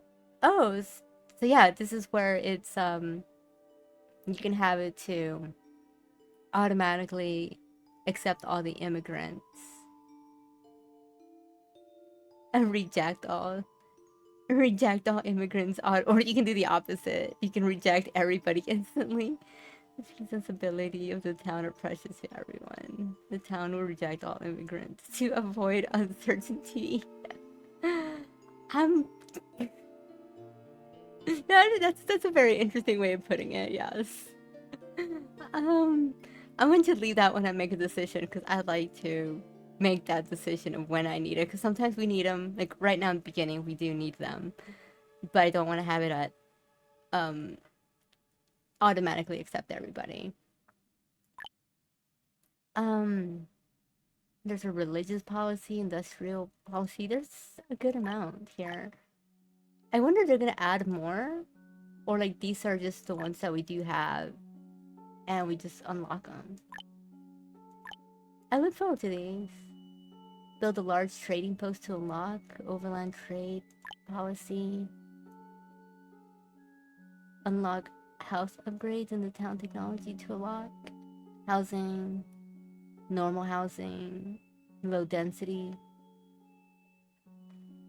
The citizen stress decreased by 10%. The maximum number of occupants per house is decreased. Also, this one looks like some kind of population control one. You get to, hey, look, you get to lower your citizen stress with this policy. And it's like a double lower, because it's like it lowers automatically with 10%, but then it also, lowers the population.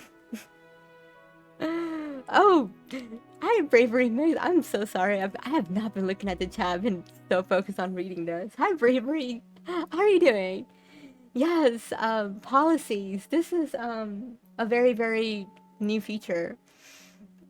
Um, it's you get it at the town hall when you build it. There's a lot of things. We just went through them. There's like water, like if you can allow people to use river water or ban the consumption of river water. We did one with education policy. We changed this one. Um, it was there was value science and technology that the probability of citizens gaining additional abilities through learning textbooks increases. Like there's this whole thing about schools can now use textbooks and which consumes like paper. I guess it's like homework or something. But like you teach specific textbooks at schools now to give settlers a chance to have a special ability or buff when they graduate school. Like I have a couple right now. Like here at the school, I don't have any textbooks yet. I haven't selected any. But this one, there's a chance that when they graduate, their max hunger increases by 5%. Or this one, warm fire, there's a chance that their maximum warmth is 5%. And there's a lot of books like that.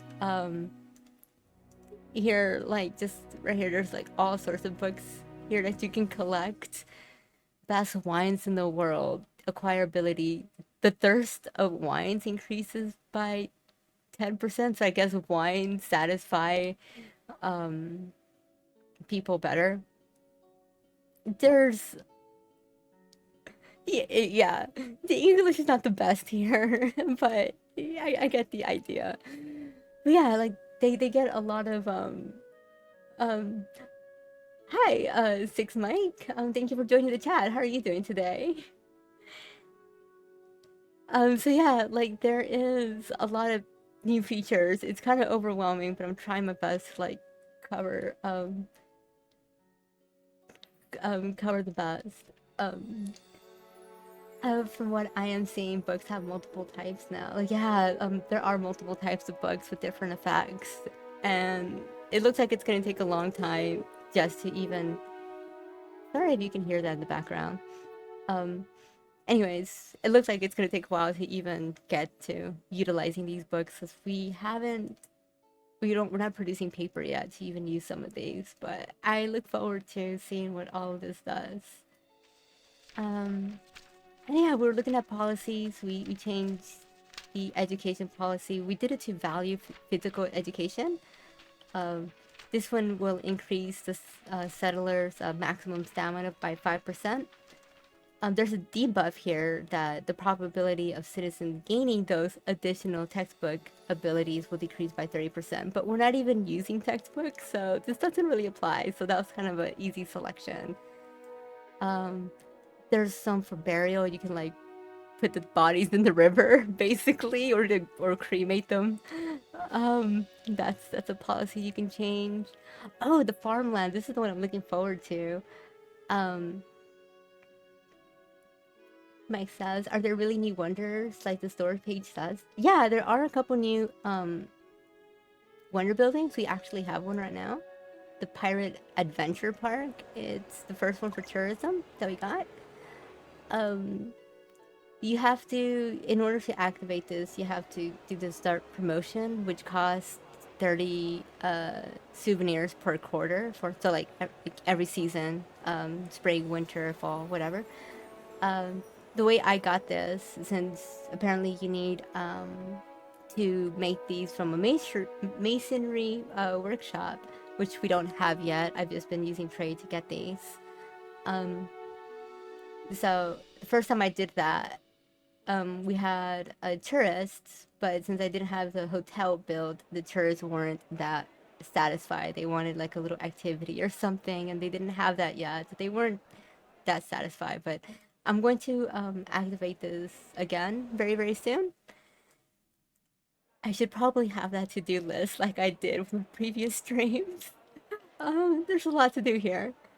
Um, yeah, that is true. There is a lot of new content. I don't even know. Like, I'm going at this. I have no idea what any of this new stuff is. I'm just going in blind. But yeah. You're guessing pollution buildings are like smelting? Yeah, I'm guessing too. I haven't seen. I don't know exactly what counts as the polluting buildings, but I think it's pretty obvious. Yeah, like the smelter and the furnace. I'm pretty sure those are the polluting ones. So yeah, we'll activate that later. But yeah, the policy. Back to this, the farmland. I was very excited about this one. It changes the way your farmers work the fields. Looking for this one, reap first. It says farmers will only collect the reaped crops for storage when the whole reaping process is done. So I guess they're gonna pick out all the crops first before gathering all of the crops and then taking them to the storage. So instead of like how they used to take a couple and then make a trip to the storage to drop off those goods and then come back and continue harvesting, now I think they're gonna harvest all at once and just leave everything on the ground and then just start taking it all to the storage when that's finished. I'm very excited to see how that one works. So yeah, it's a lot, and I'm very a liberal trade. I saw something about that. Alright, yeah, let's just read this, even though it's locked. Food import and export policy. Reputation level of any faction reaches 2 to unlock. Liberal trade, the town will not intervene in trading. No effects. Small profit and quick return. The price of importing and exporting goods will be cheaper. The price of importing and LexPab, thank you for the follow. I hope you're doing very well today. Small profit and quick return. The price of importing and exporting food increases by 5%. I wonder why that's considered a penalty. Importing, I guess it's like it's cheaper to buy them, but I guess you also pay less to sell. Okay.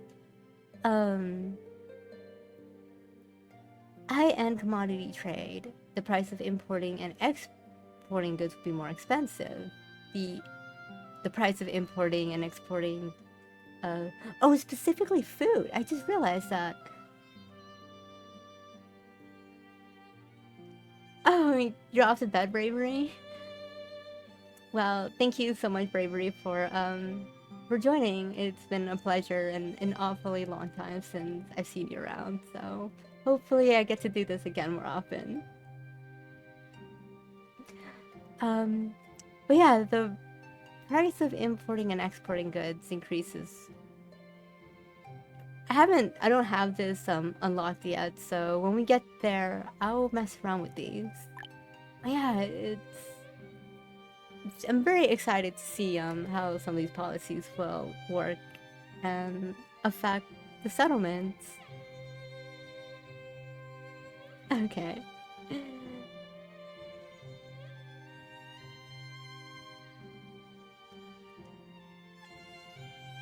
Like I said, the updates will stop eventually.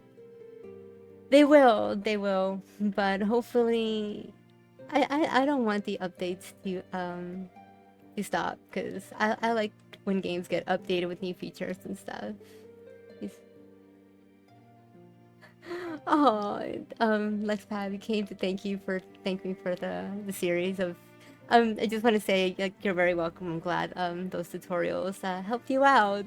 I do hope to make more guides like that. So, but I'm glad you're very welcome for the videos. So, and thank you for stopping by, even to say hi.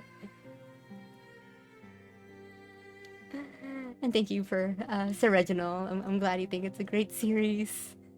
I'm I'm doing a lot better now, so I really hope to get back on making videos.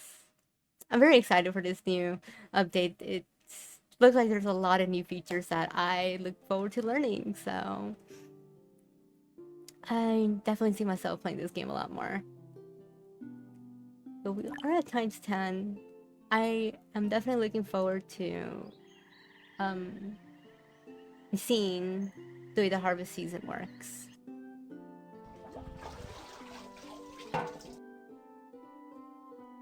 Okay, what was I doing? That was such a long tangent on policies. Alright, so sand pit. We need 30 sand and 30 clay. Not 300, just 30.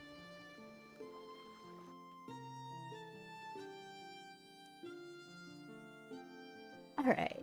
Because I wanted to get, build a reservoir because kind of have a water shortage right now. So...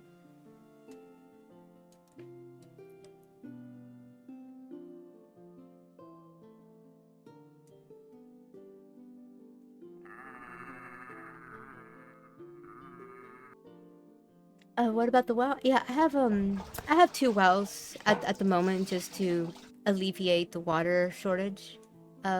Reservoirs are a lot more efficient than wells. Those are definitely my go-tos. So, once I have this thing built, I'm probably just gonna turn off one of the wells. The traveling merchant. Do I know how to get the health hidden bonus?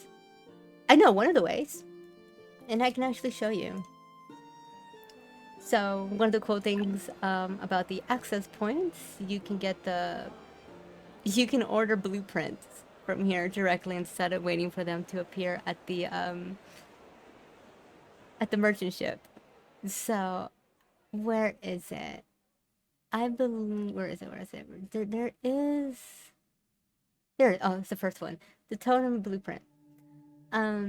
Obtain the blueprint to unlock totem poles, which can slightly increase the minimum health for all citizens. So when you have this one, and it doesn't stack, so you can just have one of these and you'll get the effect. This is one of the hidden effects for health. So when you have this one, it's going to count, you're going to get like plus 5% health, and it's going to come from this blueprint. And the same can be said about the fountain blueprint.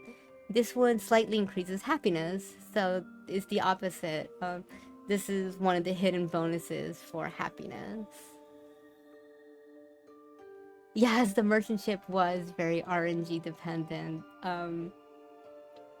The large and the large fancy, the gold merchant ship, that one sold blueprints a lot more consistently than the regular merchant ship, and that's how I used to get the merchant ships. I would wait for the admin of the fancy boats to be in the settlement, and then just over time the fancy merchant ship has most of the blueprints, but it's still RNG based. But now you can just buy them directly, which is pretty awesome, because my favorite blueprint in the game is the adult school, where you can educate adults now. So like, since sometimes I don't have enough school, that not all the students went to school, with this, all the students that didn't get the chance to do that when they were younger, this one will make up for it. So this one's a good way to make sure you get that 100% education percent on your settlement. Yeah, no worries. Thank you for the question, LexPab. But yeah, it's the... Oh, Candy has the hidden happiness for oh yeah, Candy has the hidden effect of happiness. I didn't know that one. So yeah, you taught me something today too, so thank you for that. Traveling merchant is here. I don't have either of these items, so I'm gonna have to let him go. So, oh god, Astrid, what are you sending me? Cursed food. Alright, I can't wait to see those messages later on. Anyways, alright. Then clay. Okay, so I'm gonna get my clay production so I can build this. What does the goof off hero still have those? Yeah, the goof off hero, I haven't used the goof off hero in a while, like not since the 1.0 update, but I'm pretty sure it still works the same, where I think it was at the end of every month some random event would happen, like everybody would be happy or everybody would be sad, or a bunch of idle chickens would spawn in. I think that it still does that. March has arrived, so the harvest season is going to start soon. So the merchant ship arrived at the dock. That text looked like it was, oh my god, look! It's the fancy ship. I was just talking about this. Why does it have a blueprint? Why does it have a blueprint? Okay, it didn't have a blueprint, but that is a lot of things it has. It has a couple books though. Water sanitation. Maximum thirst, 5%. That's the effect. The power of frugality? Oh, there's being frugal. Thanks, Astrid. There's multiple. Dual durability, 3%. Clothes, shoes, and backpack. Wow. I can't afford that though. But that's a good book. That is true. They none of my settlers would even learn anything right now. But it's good to have. I'm gonna get the water sanitation book just because it's 20 silver. How do you make these books? I don't believe you can make these books. I believe that I believe it's just another RNG thing. I've only seen them at merchant ships right now. Let me see. There's a couple here. There's a tech here. Obtain a new book. Obtain the book's proper rest. Wild. So through text you can get these specific books. There's a remodel. But other than that, I've only seen books from merchant ships. And they're actually kind of, unless, I mean, which is possible unless I've been lucky. I've seen them both on the regular merchant ship and the bigger merchant ship. So books seem to be a common thing. I hope they're not as rare as blueprints. But so far, I think they're pretty common.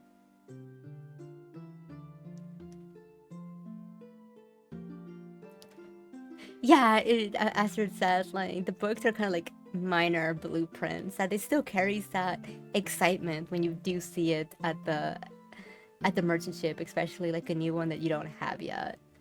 I really look forward to being able to use these books on this playthrough. But what do how am I doing on alpaca wool? I should be fine. I already caught the alpaca. I just realized that. So I'm not gonna buy any more wool. Domestic fuel. Oh, we're good on domestic fuel. Building kits. I already got the traps. Apples. There's nothing really I need here. Just that book. So I'm gonna buy that. One thing I do wonder is the fact that the book is an actual item. I wonder when I select this book, I will consume it. Like, for instance, I wonder if I want 2 schools teaching the same book. I wonder if I need actually 2 of those books, or I just need to have that book somewhere on my settlement and they all can use it. So I don't know the answer to that. I'm not there yet.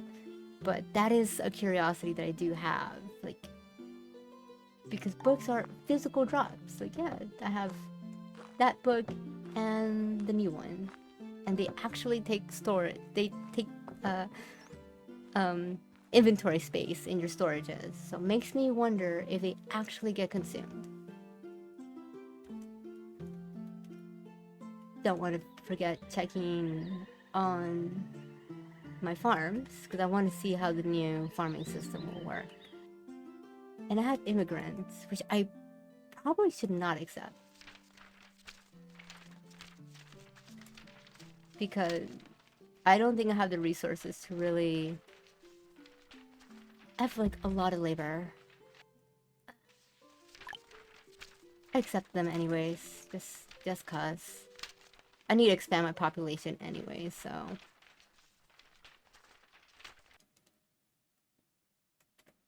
Surprisingly, none of them are homeless, so I actually, just barely 24 out of 24. I barely had enough room for them, so I guess I could afford to accept them. But I do need to start building more houses to expand. So right now, I'm just waiting for my settlers to harvest these crops so I can see how it works now. Then after that, I will open up. I'll start promoting this tourist attraction again.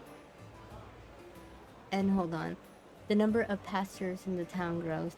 The town has a more stable meat supply now. Citizens want different recipes for meat to cook more healthy and delicious food. Purchase books for 100. I guess this is another way to get books. Assuming it's the actual books and not the consumable one. Now, this is getting confusing now. Alright, so let's see. For 100, I can afford this. Quality food. 3 books. That's so weird. Something does tell me that when you put a book at a school, it does consume it. Which is also telling me that if you want to have, quality food. I have 3 of these books. The hunger of meat from simple foods increased by 5%. So simple food meat, probably like salted fish and salted meat, which is actually one that I use a lot, will satisfy your settlers' hunger by an additional 5%. So that's actually a good one. I like that. But what I was trying to say here was, with all these books and different abilities, what I'm getting out of this is now you are going to want to have multiple different schools, because each school maximum can have up to 3 books at a time. And it's clearly there's a lot more abilities you can get than just 3. So, wow. So it's gonna be interesting. This changes so much, because it's like the students who go to a certain school will have a certain skill set. So you're gonna want those people in that population to be working or be in a place that benefits from those abilities. So different schools. This is a little complicated, actually, but in a way I like it. You guys get it? Let me scroll through the chat. I think I missed a couple things. Is the intern house even worth building? Yes, the intern house is kind of what I consider an essential. This is where your immigrants will first go to. If you have like homeless people, intern housing is the primary source to house people without homes. Where building additional houses like this, it's going to prioritize people who want to start their own families. So you can build houses, and it's going to take a while to do that until all the homeless people or even immigrants like move in. So intern housing is a really good way to house immigrants and homeless people. Let me keep going up. So Reginald said, so that's why you can limit enrollment. I had wondered about, oh my god, you're right. I was wondering about this enrollment feature. So enrollment limits how many students can go to a school. So I guess you can have like only like, let's just say 10 students at a time going to this school because you only want those certain ones to go get the perks. I always assume like enrollment was the way I was using enrollment before this was sometimes when I would have a labor shortage, what I would do is I would close schools completely to get those to force the students to work. But sometimes I didn't do that because it's like I didn't want to shut down a whole school of like 20 students just when I needed like 6 laborers, right? So what I started doing was I was using enrollment to like decrease the amount of students I wanted to like let go, specifically to how many laborers I needed. But now that is another way you can use enrollment that I see to have like only 5 students or 10 students learning these specific skills in this area. Wow, it feels like there's a lot of things you can do now with schools. Okay. NIMBY. So NIMBY stands for not in my backyard. So like as Mike says, basically the industry buildings that pollute, you don't want them near residential areas. So yeah. So yeah, Astrid, NIMBY stands for not in my backyard.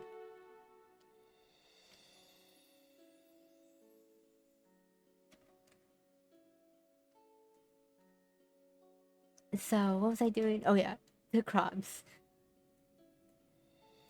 This stream definitely had a slow start, and now I'm over here being overwhelmed by all these new features. Alright. Whoa, hold on. There's a new icon on the timeline.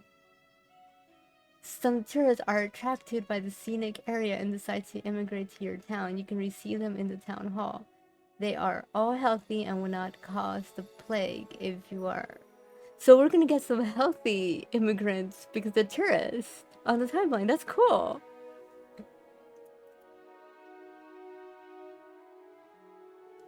I wonder if I need the dock for this because that looks like a boat. Oh, that's gonna be so cool. I definitely want to see that. I wonder if it's a new boat model. Probably not, but that'd be cool if it was.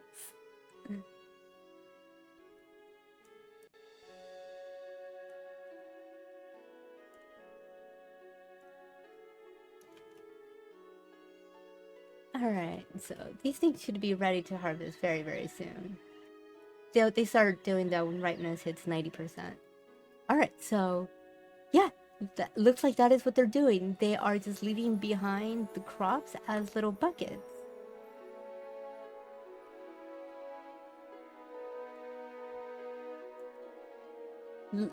My guess is that this person right here carrying this bucket is a laborer.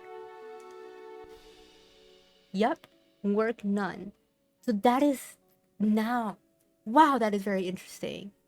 So okay, so let me explain what just happened here. So the farmers are harvesting, they're cutting the crops, right? And they are not going to take the crops immediately. They're just going to focus on cutting. But as you can see, other workers are still taking them. Those others are laborers. So now your farms are divided into two work groups. Farmers are there to plant the seeds, and if you have fertilizer, they will be there to fertilize the crops, and then they will harvest them. But they will not take the plants and take them to the storages. Now that is the task of laborers. Once the farmers start harvesting the crops, the laborers will pick up those crops and take them to the storages instead, increasing efficiency. Wow, I feel like I have to like redo a video just because of this feature alone. Like that changes a lot. That's exciting. That's yes, yes, original, extremely exciting. 100% agree.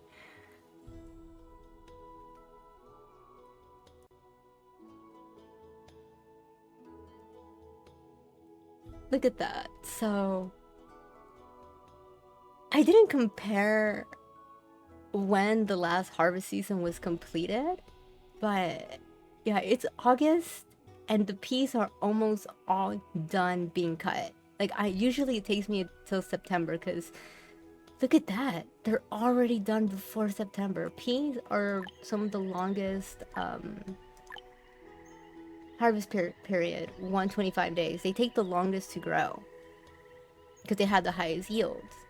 And with this policy enabled, they just did it like half a month faster because the farmers were only cutting the crops and the laborers put everything in the store just for them. You wonder if there will be more DLC. There is plans, the devs did plan that they have more stuff in mind. For example, the story campaigns that we had, kind of like the Easter Island. Like they were gonna redo the Easter Island and give us the other story scenario settlements. I know there's a Viking one and another one. There's like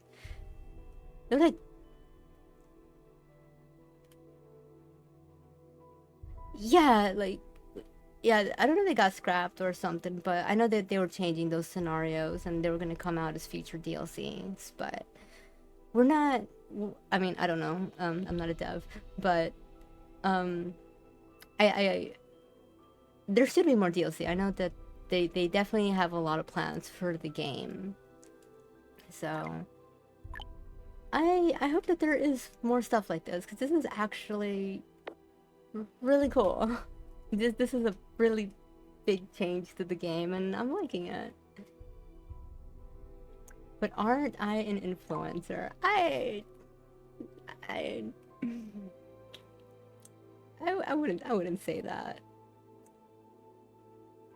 Even though technically, yeah, me and Astrid have made some suggestions that definitely influence some things in the game, but like, yes, Astrid, your name is in the game because of yeah.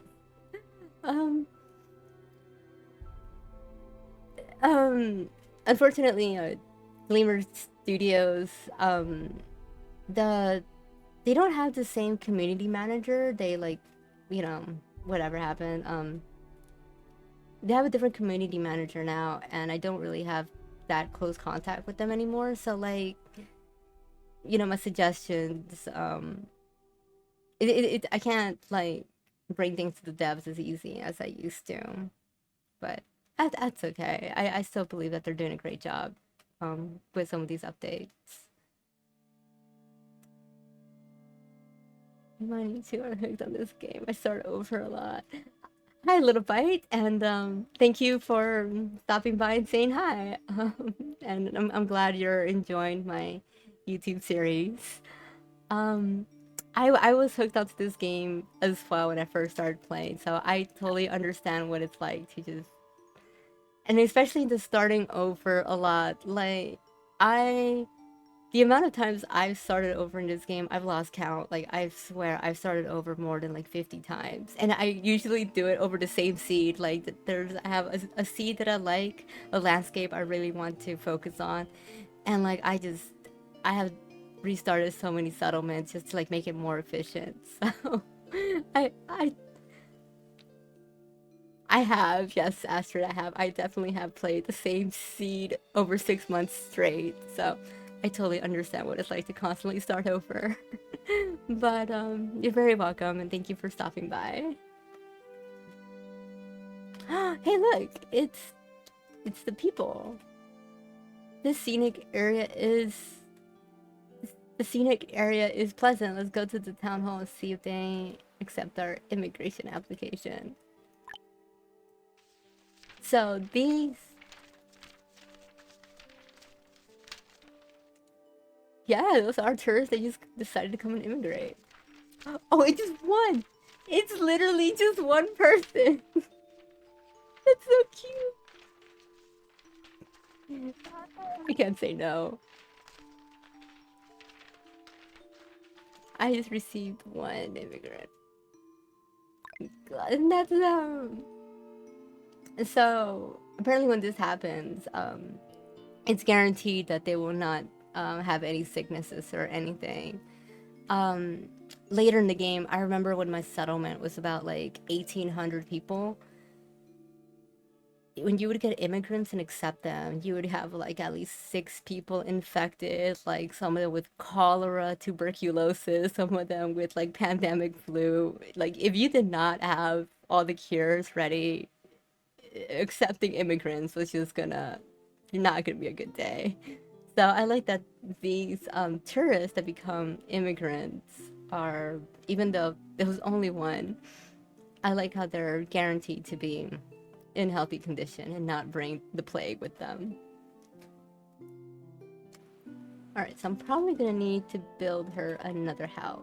Cause, oh no, there should be room. There you go. 24. It's no longer homeless. Yeah, by that point you should have all the cures in the hospitals, but you'll be surprised. I've seen people's settlements with over 1,000 people just get completely annihilated by the pandemic flu, just gone.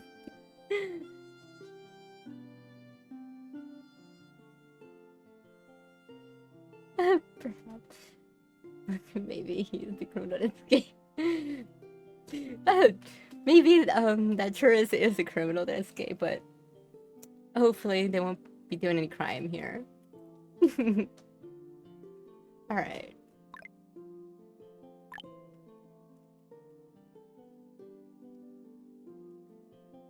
From where? Oh my god! Oh, yeah. You mean Herbert from the Vikings? Yeah, Herbert from the show Vikings, just wandering around, doing very inappropriate things with the settlers there. That was a good show. Okay, so we just did the crop thing. That was awesome. We just got our settler. Let's reopen the adventure park and then just call it a night, because I feel like I've been streaming for a long time. What's my run time? 2 hours and 30 minutes. Alright, so let's start doing this for 2 years.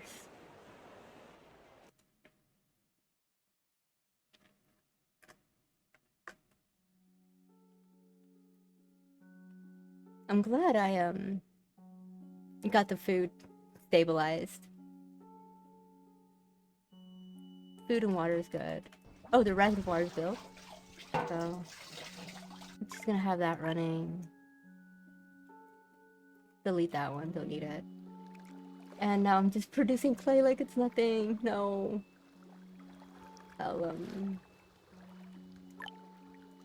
I will pause this, because actually I will need a sand pit for clay later when I start producing porcelain. Porcelain is one of my first trade goods that I sell to factions to actually start making money. Porcelain requires refined fuel and clay to produce. So, but I will be doing that at a later point. But I already have the sand pit, so might as well. Alright, so I guess just waiting for a new season has started, so I wonder if the settlers will... I mean, they're not settlers anymore, they're tourists.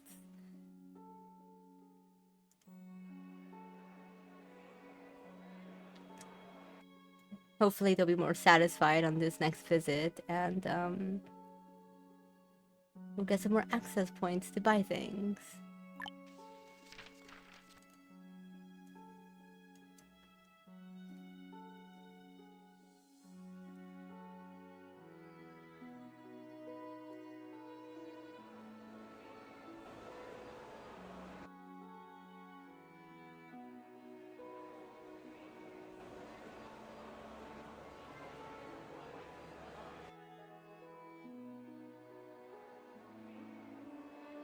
It's very interesting that nobody actually works here. Or at least not yet.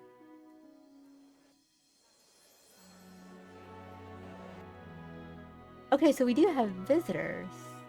They don't have waypoints over their heads like last time. Let's follow this one around.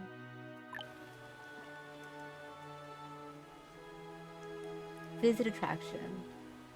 So they're going to probably visit that hotel. Or not. Some of them are. Okay. So this one's accommodation. Visit accommodation building. And then this one is visit attraction. I guess they're leaving. Okay. Let's click on this person. So I guess right now you only get 3 access points per person, because it's one for the attraction and then for this accommodation building.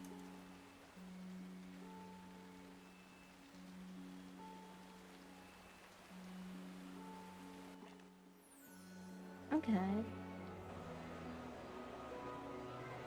That's a duplicit. I can't even read. Duplicitous?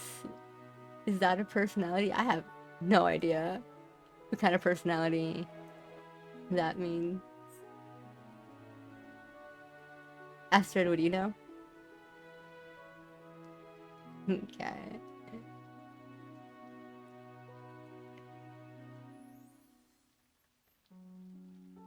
Leaving the attraction area.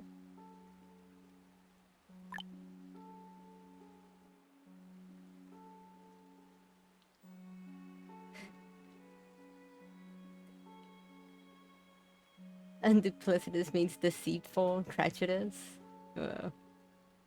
It's... I wonder... Yeah, it's like, I wonder if tourists sometimes will, like, murder and stuff, which will give the sheriff an actual function.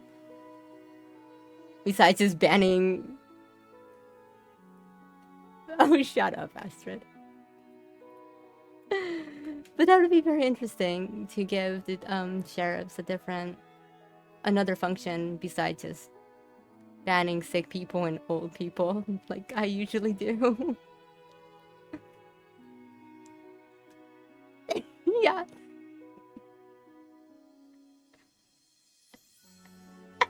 Am I cruel? Am I cruel for that? Versus I ban the old people to make room for young people to start, you know, reproducing and making more workers. Yeah, that's what I used the police station for. I used the banning ability to get rid of old people and make room in houses. Especially if there's a home that only has like 2 old people, an old couple.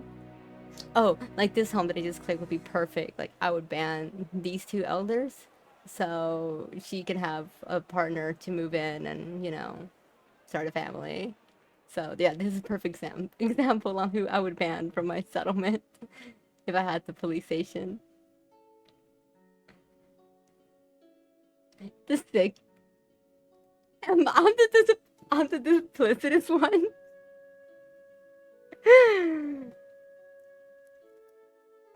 I'm...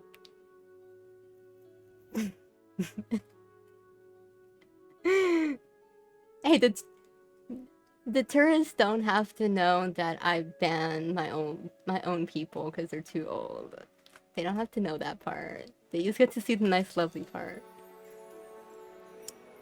So I got 20 people in the fall. So it looks like we are producing more access points. Yeah, slowly but surely. Man, it feels like it's gonna take a while to really start saving up to buy something with this. I actually can afford the farmer mystery box. Don't know what's in it. It could be cotton seeds, wheat seeds, maple seeds, and other resources. Right? Can it? Is it only going to be those three seeds? Because those are pretty mid. Um, let's see how much I can earn, and then I'll just blow 100 on a mystery box. It probably is for seeds because it's called the farmer mystery box, and then this one's the rancher. Oh, oh my god, look! You can get the idle chicken with this. Yeah, it says I don't know what's in it. It could be idle chicken, donkeys, pigs, or other resources. Okay, so this gets you seeds, and this gets you animal. For 1,800. I mean, I don't even... Okay. I see a tier. Oh yeah, you can get one tier for 200 of these. Tiers are very useful. They're used for building blueprints. A lot of the blueprints require tiers to construct. Okay. What about the Great Temple from Reputation? Does that kill the old one?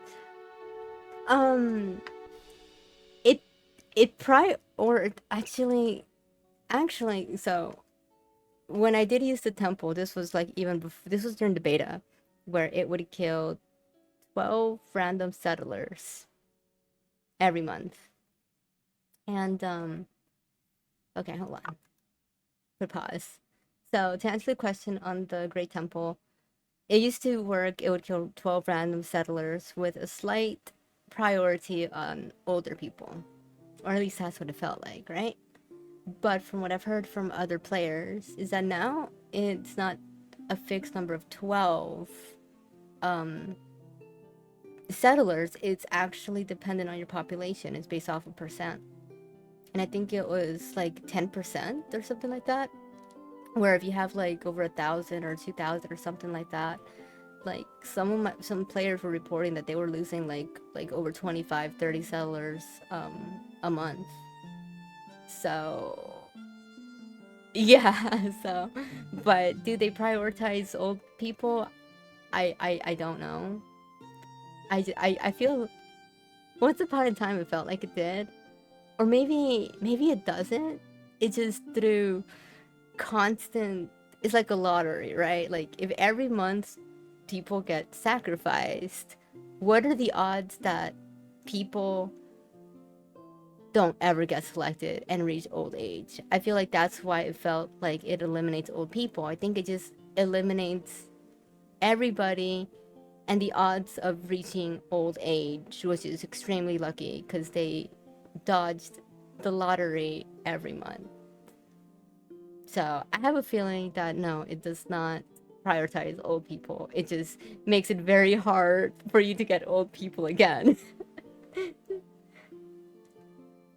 So, so does that make the temple not worth building? I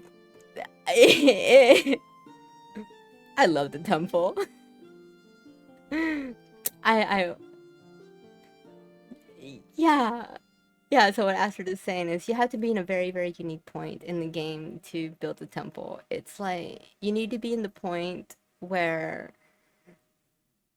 like your population is expanding by so much that you can afford to take those losses, where it's actually is encouraged, where it's like you have way too many people. You have about like 200, 300, maybe even more just random laborers just wandering around doing nothing because your settlement is, self-sustaining. And like, you just gotta decrease the population because when you have the temple active, you gain a ridiculous boost to your happiness. I think it's like an additional 100%. Like it basically, when I had the temple on, my happiness was at maximum 200%. Like even when it was like 120 before, it just gives you that extra 80 because you're sacrificing so many people. So it's kind of worth it for that extreme happiness boost. but you will be losing a lot of people. But there are instances where you want that. So it depends on the situation. And under normal circumstances, no. Like typically, if I built a temple right now, or even if my settlement was a little bit more progressed, I'd just be killing off my people. So it's it's a late game kind of thing. Like get a high population first, and then build a temple and see for yourself the damage it does.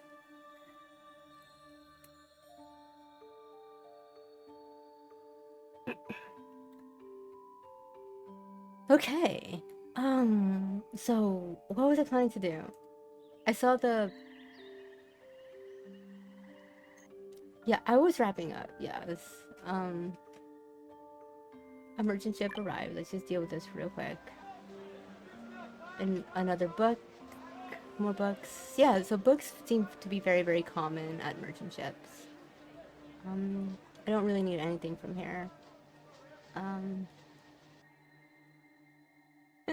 Young and happy people seems worth it. Yeah, honestly, that is exactly what your settlement becomes. Everyone's young, no one lives to old age, and they're very, very happy. So die young, leave a pretty corpse. Am I right? No, I'm not right. Okay, I was wrapping up. I wanted to see how many more access points I can get. I'm just gonna run it for a couple more months. I'm not gonna do much else. Actually, I had a thing. Investigate the... I think these are just free materials.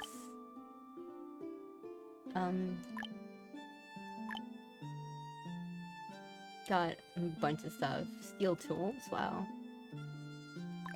Really, I'm going to sell those steel tools. I know I got... Oh, it's right on the bottom. Items received. Salted soap, gears, steel tools, herbs, more steel tools. I'm gonna ban those steel tools. I'm just gonna sell them for the money. But other than that, I think I'm done for the night. It's been quite an eventful stream. Thank you everyone who joined. And I just do like last, if there's any like remaining questions about the games, I'll do my best to quickly answer. But if not, I'm just gonna wrap up and just keep gathering these points. And it was a very real joy having you guys back on my stream. I had fun too, so thank you everyone who joined. Traveling merchant. I think it's funny that the traveling merchant was nerfed to the ground. I wonder the devs like saw like my playstyle.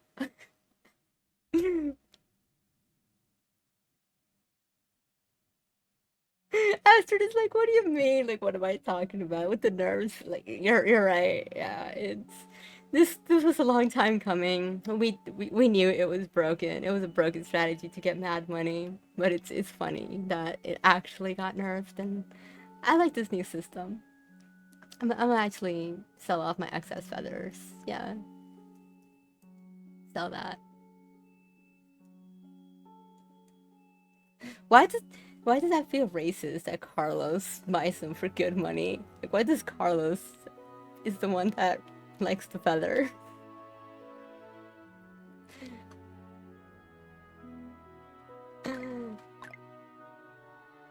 Yeah. Yeah, I can see why. He does like him on his head. He likes feathers.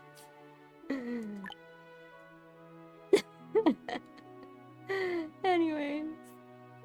Alright, so I hope you guys enjoyed watching. There's a lot to this new update with that person I guess was hungry. So that was tourism. So that was our little pirate adventure park attraction. They had a hotel to spend the night, I guess. We explored a little bit of the policies, which was really cool, seeing the way the farms worked. That was definitely a favorite of mine. I can see that being so efficient and useful.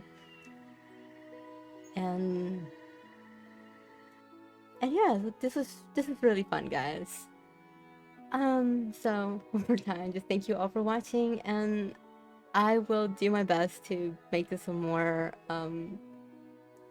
consistent thing. Like, I don't want to just come back and just do it once. So this has been fun. So hopefully I will see you all in the next stream, guys. So bye.